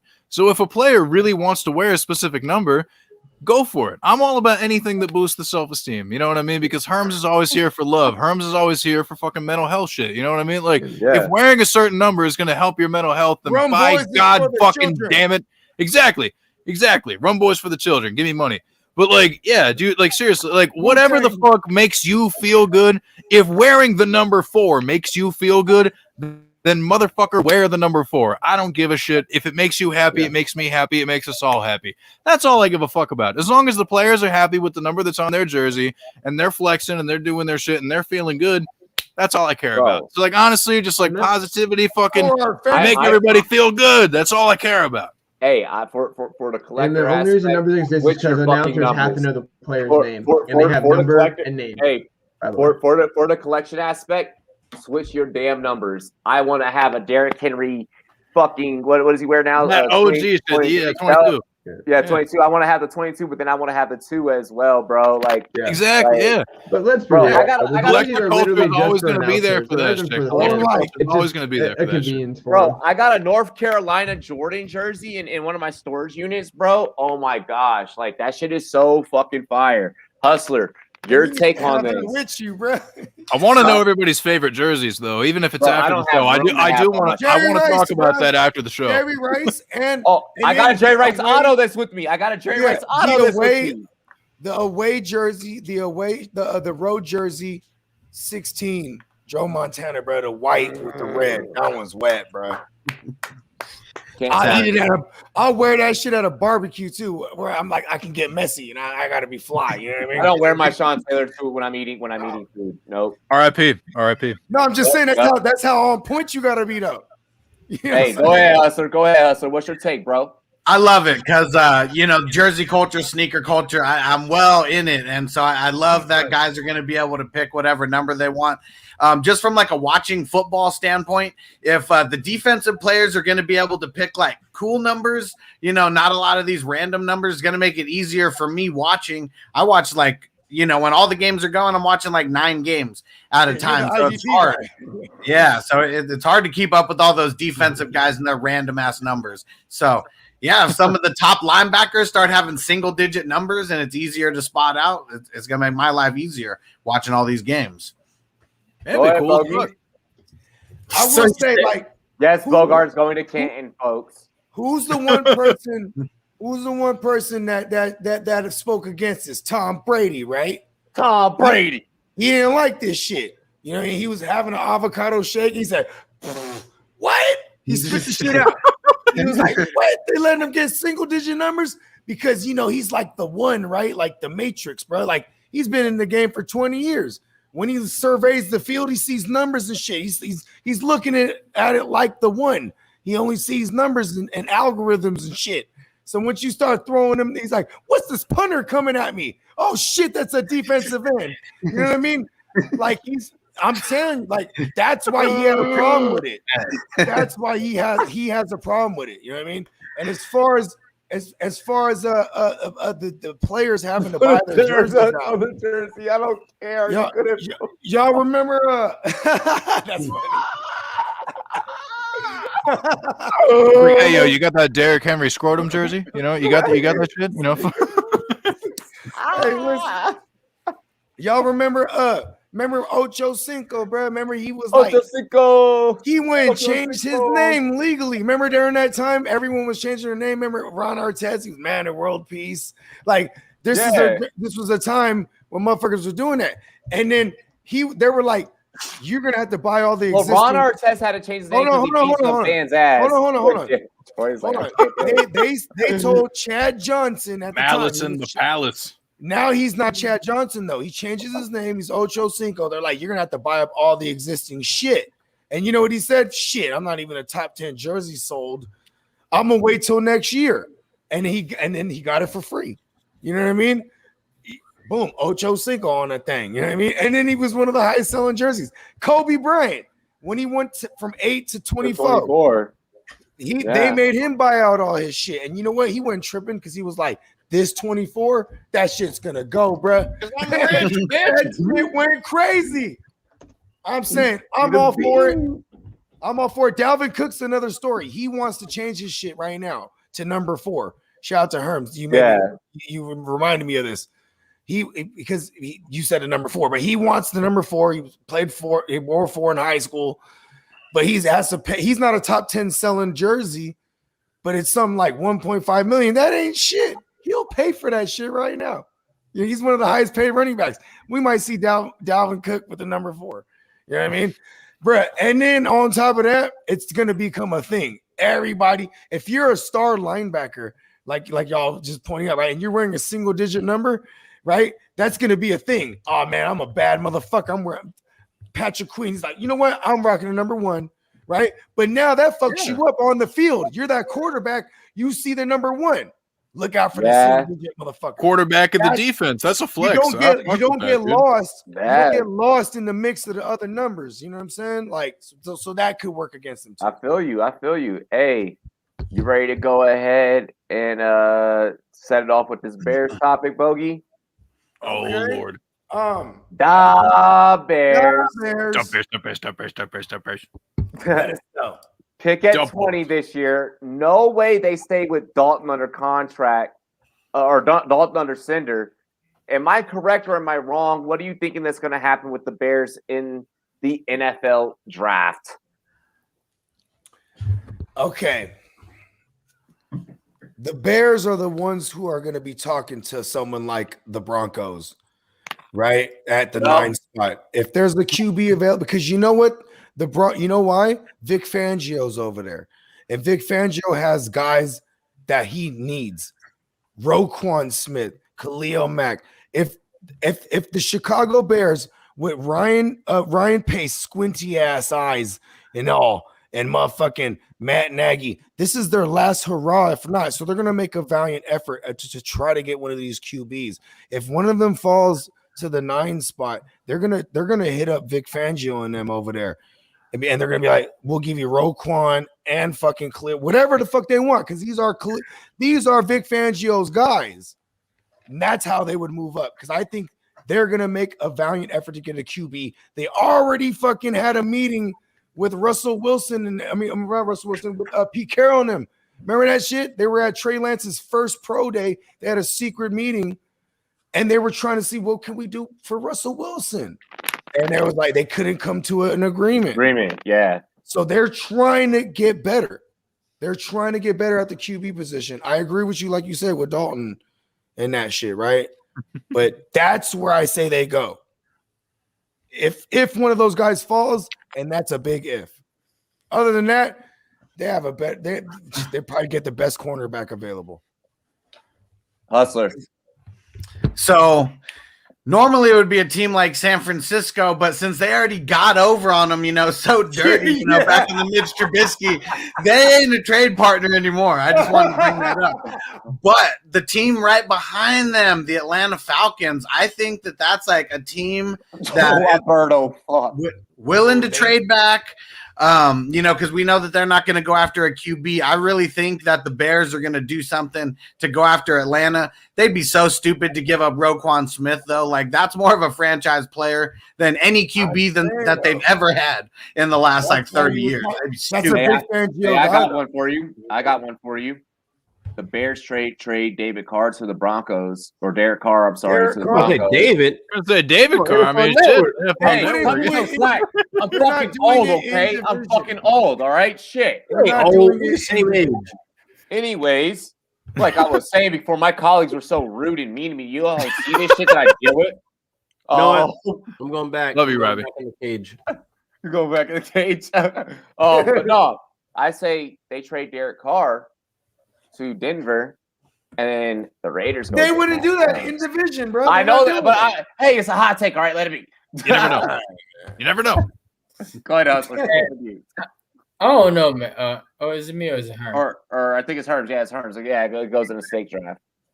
Absolutely. Yo, dude. Okay, so when it comes to what the Bears are going to do, I don't fucking know. They're idiots. So remember that rant that I went on earlier about the Raiders? Apply that shit to the fucking Bears. Jesus Christ, they're incompetent as fuck. Dude, Ryan Pace is probably going to do some dumbass shit. I don't know. Like, so here's what I think is going to happen. Either they're going to trade up and fucking take some dumbass shit, or they're going to like stick it wide receiver and just be like I guarantee I could definitely just see them taking a wide receiver. It's like, oh, you know what'll make Allen Robinson happy? Let's just give him fucking more people that are going to take the ball away. I don't fucking know. They're probably going to try and do some shit to make Andy Dalton fucking happen. Like, yo, like, so there's the phrase that I like to use when I'm over on the lateral. You know what I mean? Like, there are fetch players. You know what I mean? Fetch players. You know, because like you can try all you want to make it happen, but fetch is not going to fucking happen. Shout out Mean Girls. Like, I swear to God, like the Bears are probably just going to do some shit and draft a fetch guy. And they're just going to fetch the fuck out of it. And they're going to try and make it happen. It's just not going to fucking happen. So, like, honestly, I could see the Bears either, like, they could trade the fuck up and be like, Mac Jones. Or it could just be some dumb shit being like, yes, Kadarius Toney coming to town. And it's like, that's going to fucking help. Sure. Okay, that's the fucking move. You tell me, Ryan fucking Pace. You know, like I said about the Raiders earlier, you know what I mean? Like, if the Raiders don't want to give me the job, Chicago Bears, call up people with Herms. I will run the fucking team. I will make this shit happen because y'all are fucking stupid. LQ. You know, the Bears are about to make history, man. They're about to be the first 1-16 fucking team out there after this draft because there's nothing they can do to change the outcome of what's about to happen. We're about to be all pissed off. Well, not all of us, but the people out there are going to be pissed off taking David Montgomery in that 4th round ADP. And being a Bears fan, when your team's not doing anything, they're going to be total shit. David Montgomery is going to be total shit outside the top 25. Yes, that is a hot take right there. Damn, they're going to be stuck with Andy Dalton because we've seen the history in the last 2 years of what they wanted to do. You pass on Deshaun Watson. You pass on all these other quarterbacks to bring in fucking Trubisky. Look right. They end up getting Nick Foles on the roster thinking he was going to beat out Trubisky when they are same, but different. You are not getting better at any point at this, like in the draft. So this draft, you might as well chalk it up. Just fucking skip the draft. They're the new Bobcats of the fucking NBA. Well, NFL, I should say. There you go. I like it. You know, I'll put it like this, man. With is the head coach in them last year, you know, possibly even the GM. So they're not going to give them, you know, much room to try to trade up and do things when they're not going to be there in the future. So I don't see them trying to trade up for a quarterback or anything. I think they're probably just going to sit back and hopefully if they'll trade the best available there. They went and got Dalton, so he's the quarterback for next year, and they're not in a position to trade up. They lost that on Russell Wilson, and so now they just have Dalton, and that's going to be their quarterback. And I'll put it like this. Ever since Chicago fired Lovie Smith when he had a 10-6 season, I said it before, Chicago is just in shit. I don't know what the hell or what the hell they're going to try to do. Once you fired Lovie Smith, I know he went 10-6 and he didn't make the playoffs, but it was just all year where other teams are better, and you fired him. It was just stupid. And ever since then, I said the Bears do not know what they're going to do, and it's just going to be a shithole. And ever since then, it's been a shithole in Chicago. Alberto said LQ, I'll put $50 that the Bears will get 2 wins. I don't know if it's here right now. LQ ain't even on screen. The Bears have a crazy ass defense. Where's the Bears disrespect coming from? Like they have a good defense, bro. It's the front office. It's the front office. That's a good bet, actually. All right, so really quick, guys. Quarterback than they had last year too. Guys, that right there, that's what happens when Bogart does not interact on Twitter. That right there, because he would have known. True. He would have known right away. That, okay. Hey, well, listen, man. I don't know if it's the Moderna or if it's the shrooms or I had to get a sweater. I was getting cold. I was like, "What's going on?" So I checking my face. I'm like, "Get vaccinated, I'm like kind of warm. I got vaccinated. Pfizer gang. Pfizer over here. Moderna fucking me up, bro. Yeah, Moderna, what's up? Hey. Yo, Bogart, you banging that Moderna gang, bro. I don't know if I can fuck with you now, bro. Listen, bro, I don't know if I got a me and Bogart on the same page. Chip in me. Listen, but yeah, me and her. My cell service has been fantastic. We're on the same terms. We're on the same terms. God. Hey, go ahead, Jake. Take it away with your take, and then we're going to get into to our next topic. Yeah, so the Bears at this point, you have to think Lovie Smith built a good defense there, but he never really gave enough control away from the team to build the offense. So, I mean, that made sense. And the defense Don't disrespect Rex Grossman. Not to cut you off, but I will disrespect Rex Grossman. I will too. I will gladly disrespect Rex Grossman. The offense never developed around him, and the defense was still there. So that firing kind of, I mean, it was just so long the offense didn't develop. And you have to do something there. And became an offensive league. So I get it. He was there forever. And, I mean, he was there for a very long tenure. It just didn't work out. The offense developed. You got to move on to the offensive side of it. And in the end of it, it came down to you have a good defense, but the offense wasn't there. And what do you have now? A good defense, the offense isn't there. So do you push for a quarterback now? Probably not, because you probably don't have anything to give up enough that would get you to a spot for a quarterback. But if you do it, you tear apart the culture that the Bears culture is and just go offense, because that's the NFL is right now. I feel like they're very much held on to the fact you build on a defense. And at this point, the Lovie Smith, the Ryan era of defense, no, go offense. You have to find that quarterback and build the offense. This defensive thing does not work to lead your team anymore. You need to find something. If the Bears trade up, they're getting Kyle Pitts. Tell that to Tampa, bro. Exactly. You're not going to turn to a quarterback. Bogey. Hey, Bogey. What's up? Fucking Berto said you like Royce the 5'9" in that song with Eminem. I'm on everything. Oh yeah, bro. Bro, I was in that video. I'm on syrup, painkiller, seriously, Hennessy, vodka. That's just a list of a list of the party favors, bro. Oh my gosh. Hell yeah, dude. Hey, listen, if y'all don't see me in Canton, doesn't mean I'm not in Canton. It just means we're loaded somewhere. So they're gonna be there. We agreed to this. We're loaded somewhere.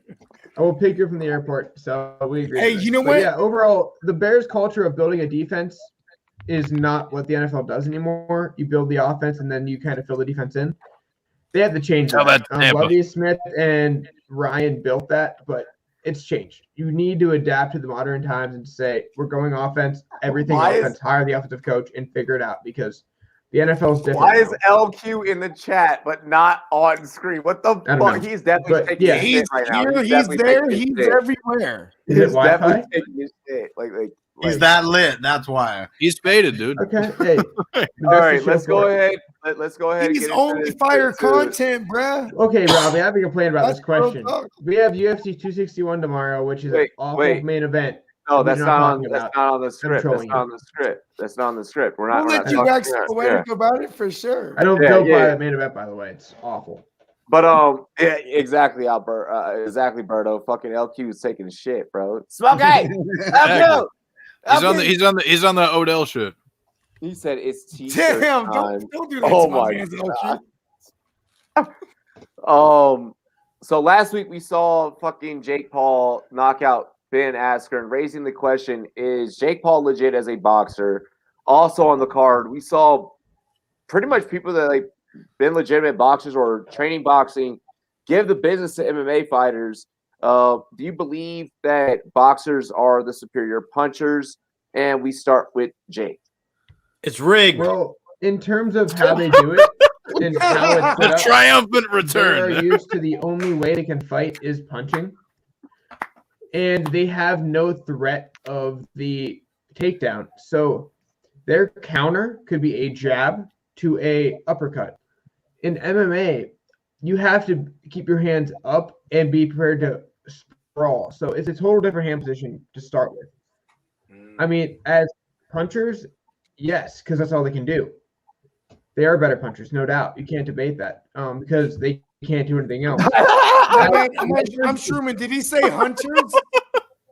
he said punchers. For briefs, Jake, come on, give us a take. Okay, I got really confused. So he did say punchers. It's a different conversation because Strikers have the kicks, they have the takedown, and the elbows and knees. They can apply. Hold on. So Why did overall you say striking in punches? MMA, you have to be able to sprawl, come up, and you have to be able to time it up. Or if you're on the cage, you have to switch position, throw that elbow, time it till you get them to move, and throw that knee. So overall striking is different than punching. But yeah, boxing is a punching sport.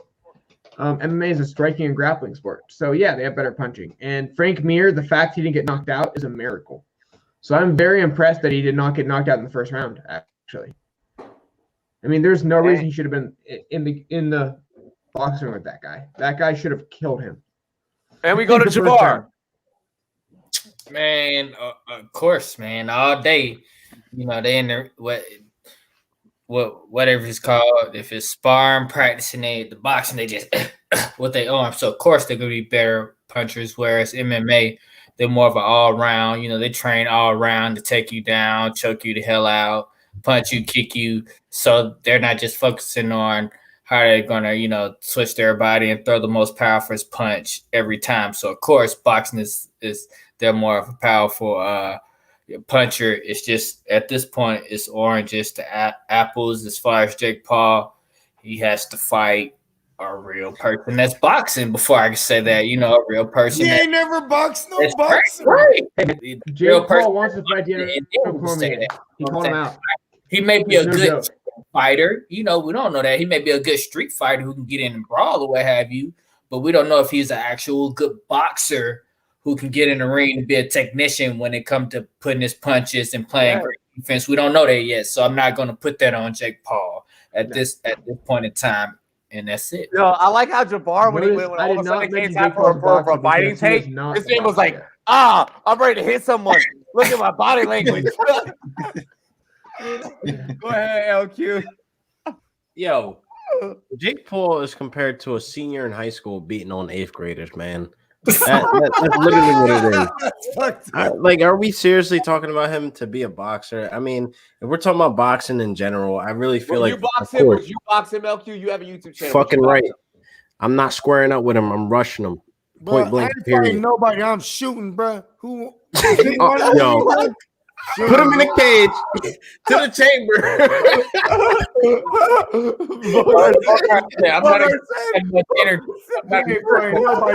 Bro, we should pull out a Glock in the middle of a boxing ring. Fuck this. He's not gonna pull out a Glock. He's gonna go Mike Tyson. Where the ear at? You motherfucker. Nah, for real. I feel like boxing will always be better for the simple fact of like they'll be the better punchers. I mean, we watched Ronda Rousey fight the Brazilian, the cyborg, I think her name is, and she just basically fought Mike Tyson. You tried to stand up box Mike Tyson. She got her fucking head punched in. So that's like the prime example of why you don't want to stand up box with an actual boxer that can actually throw hands. I mean, point blank period, you're going to get your face beat in. So at 9 times out of 10, I feel like the boxer will be the better, you know, technique to go against somebody that's trying to like wrestle you to the ground. I can't take the chat. Yo, Tino said Actually, Bo she up fought Cali South. Nunez, who West was a black side. belt in jiu-jitsu. Hey, shout out to my man Tino, bro. I was gonna say that, LQ. Hey, She fought Burrow and got knocked out. Burrow said unload the clip or just shoot the chest. Bogey's unloading that motherfucker. He ain't stopping. He ain't stopping. I got terrible aim, bro. Let's go. We just shooting. Unload the clip. You, Jake Paul. Go ahead, Herb. And Jake Paul, like another celebrity, he's not going to fight a real fighter. Let's just take the question. Yeah, because I mean, like straight up, I mean, like Jake Paul is a boxer in the same way that I am an adult, only technically. So I mean, like, fuck. I mean, like, nah. I mean, he ain't gonna do shit. But when it comes to like the whole like punching thing, I mean, like, you know, as I say every time that we talk about a combat sport, I don't know a whole fucking lot, but EA Sports, if you're out there watching, bring back Fight Night. I want to play those games. Fight Night's where it's at. That shit is fucking fire. I want to play Fight Night. Somebody pull up the fucking can with the Dreamcast. All right, I'll fucking pull out some damn money and let's hop on the fucking Fight Night. You got to pull up the Dreamcast Fight Night now. And I will say though, If I ain't got the fucking Dreamcast, I will say I'll roll up with my fucking N64 and we'll do the ladies and gentlemen, boys and girls, let's get ready to rumble and go fucking thing. Fucking like Boogie Bro Afro Thunder. Hey, It's Afro time Thunder to, was like, dude, the guy, bro. I got that shit. Yeah, so fucking ready to rumble Did they have boxing. Butterbean in there? Did they have Butterbean in there? No, but you know, because you got Afro Thunder, you got Boris Nakamov, you got fucking Razor Sharp Butcher Brown, dude. I'm talking like that's that fucking game right there. Fucking ready to rumble boxing. Fucking shout out. But no, for real though, like when we're talking about that type of shit, like yeah, combat sports, like who's the better puncher? It's like yeah, the fucking sport that only allows you to be a fucking puncher. But like straight up though, like I said, I go on this diatribe every time we talk about the combat sports. Do I know a whole lot? Not really, but EA Sports, bring back Fight Night. That's all I give a fuck about. Well, that was a good word. Diatribe. Is Mike, that a real word? Bro. So is Jake Paul legit? At boxing, I don't know. Like he looked pretty wild to me. Like if he went up against someone who was a legit boxer, I don't think he's walking away like he did. But he might be a legit draw. Like all this shit just seemed like LQ said in the chat, like some WWE shit. Like no, he's don't give LQ credit. What are you doing? No. I'm just saying, like I mean, all this shit just seemed like we love LQ. It seemed like wrestling shit. It all seemed like a work. It seemed like a work. So where the shit is all storyline, it's all made up. That's just the way that it's seen. I like your kayfabe terminology there. He's saying you go. Work. Yeah. Show it, by the way. Show it. Awesome 316. I couldn't find my Fight Night game that I had on PlayStation. There you go. Hell yes. That's a new one. But that's my intro song when I'm on. Fight Night Champion is a legit game though. I still got that shit in the 360, bro. Fucking Fight Night Champion. I can't fucking find it. I thought I had it. Bro, Hey, that story mode though, man. No Mercy on Nintendo 64. No Mercy on N64, best game ever. Yo, that shit's fucking. That shit, it was always out at Blockbuster. Anytime you wanted to rent that shit at Blockbuster, it was out. Bro, Like, that is Soul Calibur. Soul Calibur was always out. You could never fucking pick up Soul Sam, Calibur. dude, fucking in like for as much as like I'm a Tekken boy. I love Tekken, but Soul Calibur, that shit was fucking Bro, tight. all Dude. of y'all can get your ass whooped in some fucking Tekken. Do not ever bring up the C word. Hit up your boy Herms on Tekken 3. I got you. King. Tekken 3. What's up? Hey, Fucking if you have any gaming stuff you want sent, I have an address to send it to, and then we can figure it out beforehand. Okay? What's up? Seriously, you All can right, send is this it about safely Blockbuster? What did he before the fight, say? and it will get to me. So, any gaming stuff. If you want that Genesis, if you want anything Dreamcast. Oh, he got it all, bro. Let's fucking go. Let's go. No, Ready to just rumble send it to boxing. me He's like beforehand. the You don't have dope to dealer fly of with it. video games. Don't need to fly with it. Yeah. You don't need to fly with it. Just get it to me beforehand. You're Back, right get in there. contact with me. Yo, we're gonna be up all week. Come get this smoke, Jake. Come get this smoke. Come get this smoke. Oh Hey, shit. listen, bro. I'm No not mercy, saying I'm bro. playing, by the way. I'm just saying if you have anything good to send, you don't want to fly with it. I have an address you can send it to, and it will get to you. Hold on. Have that Get back last to you part. is the question. Have yeah. that last part stricken from the record. Nah. But no, overall, guys, you got to think go the ahead. striking and stuff is No, different. Jake, hold on. We gotta complete this in order. We gotta finish it in order. Go ahead, Bogey. What was the question? Hey, is MMA Jake versus boxing. Oh, Jake Paul, bro, man. You know what really works for him? He has he has one of those faces you want to punch, right? You know what I mean? And then like Both of them That did. is true. he's also a dude that'll talk shit, but he picks his battles. He picks and chooses his battles, and like people are willing to take a dive for him even because his clout is so powerful, paired along with actual money. Like what did dude say when he got knocked out? He's like, "Yeah, I'm gonna put this money to my gym," right? He was like, bro, like I'm saying, like Jake Paul is like the greatest troll ever. You know what I mean? And he's not a boxer. And he's not a boxer. He's a fantasy boxer. Like if there was fantasy boxer, bro, he's the 101, bro. There you go. I like There it. it I like There it. it is. All righty. Hey, let's go ahead and wrap up this evening. Make sure Wrap it up. Y'all go out there. Y'all Wrap it up, as well. Bogart. Don't be a fool. where Wrap can they your find tool. you? The earth is my turf. Hustler, where can they find you? Find me on YouTube and all social media, Fantasy Football Hustler. Go follow me on all the podcasts out there, Fantasy Football Hustler. Herms. Find me on Twitter at HermsNFL and nowhere else because I swear to God. LQ. Yo, Real Deal Fantasy HQ on Instagram, Real Deal Fantasy on Twitter, MySpace, Facebook, OnlyFans, Tumblr. I'm fucking there. Add me on Friendster. Tumblr, give me money. What is LQ dropping on OnlyFans that's got to deal with fantasy football? Oh, damn cheeks.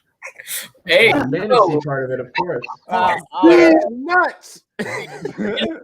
You can find me at Javarin Session on Twitter, Fantasy and Session on Twitter.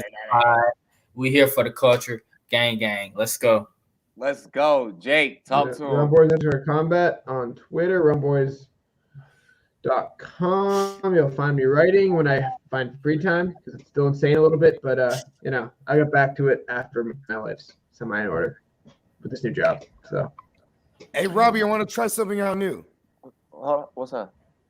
And for all y'all out there, all y'all Rumboys and girls, you have survived Rumboyz After Dark. You have survived Rumboyz After Dark. That's pretty good, right? Yeah, I like that. I like that. Hey, like Herms is showing, go get you guys some Rumboyz merch on rumboyz.com. Other than that, you have survived Rumboyz After Dark. Yes. Fucking, I don't even need a shout out. Google me, motherfucker. Peace. Yes. Let's go.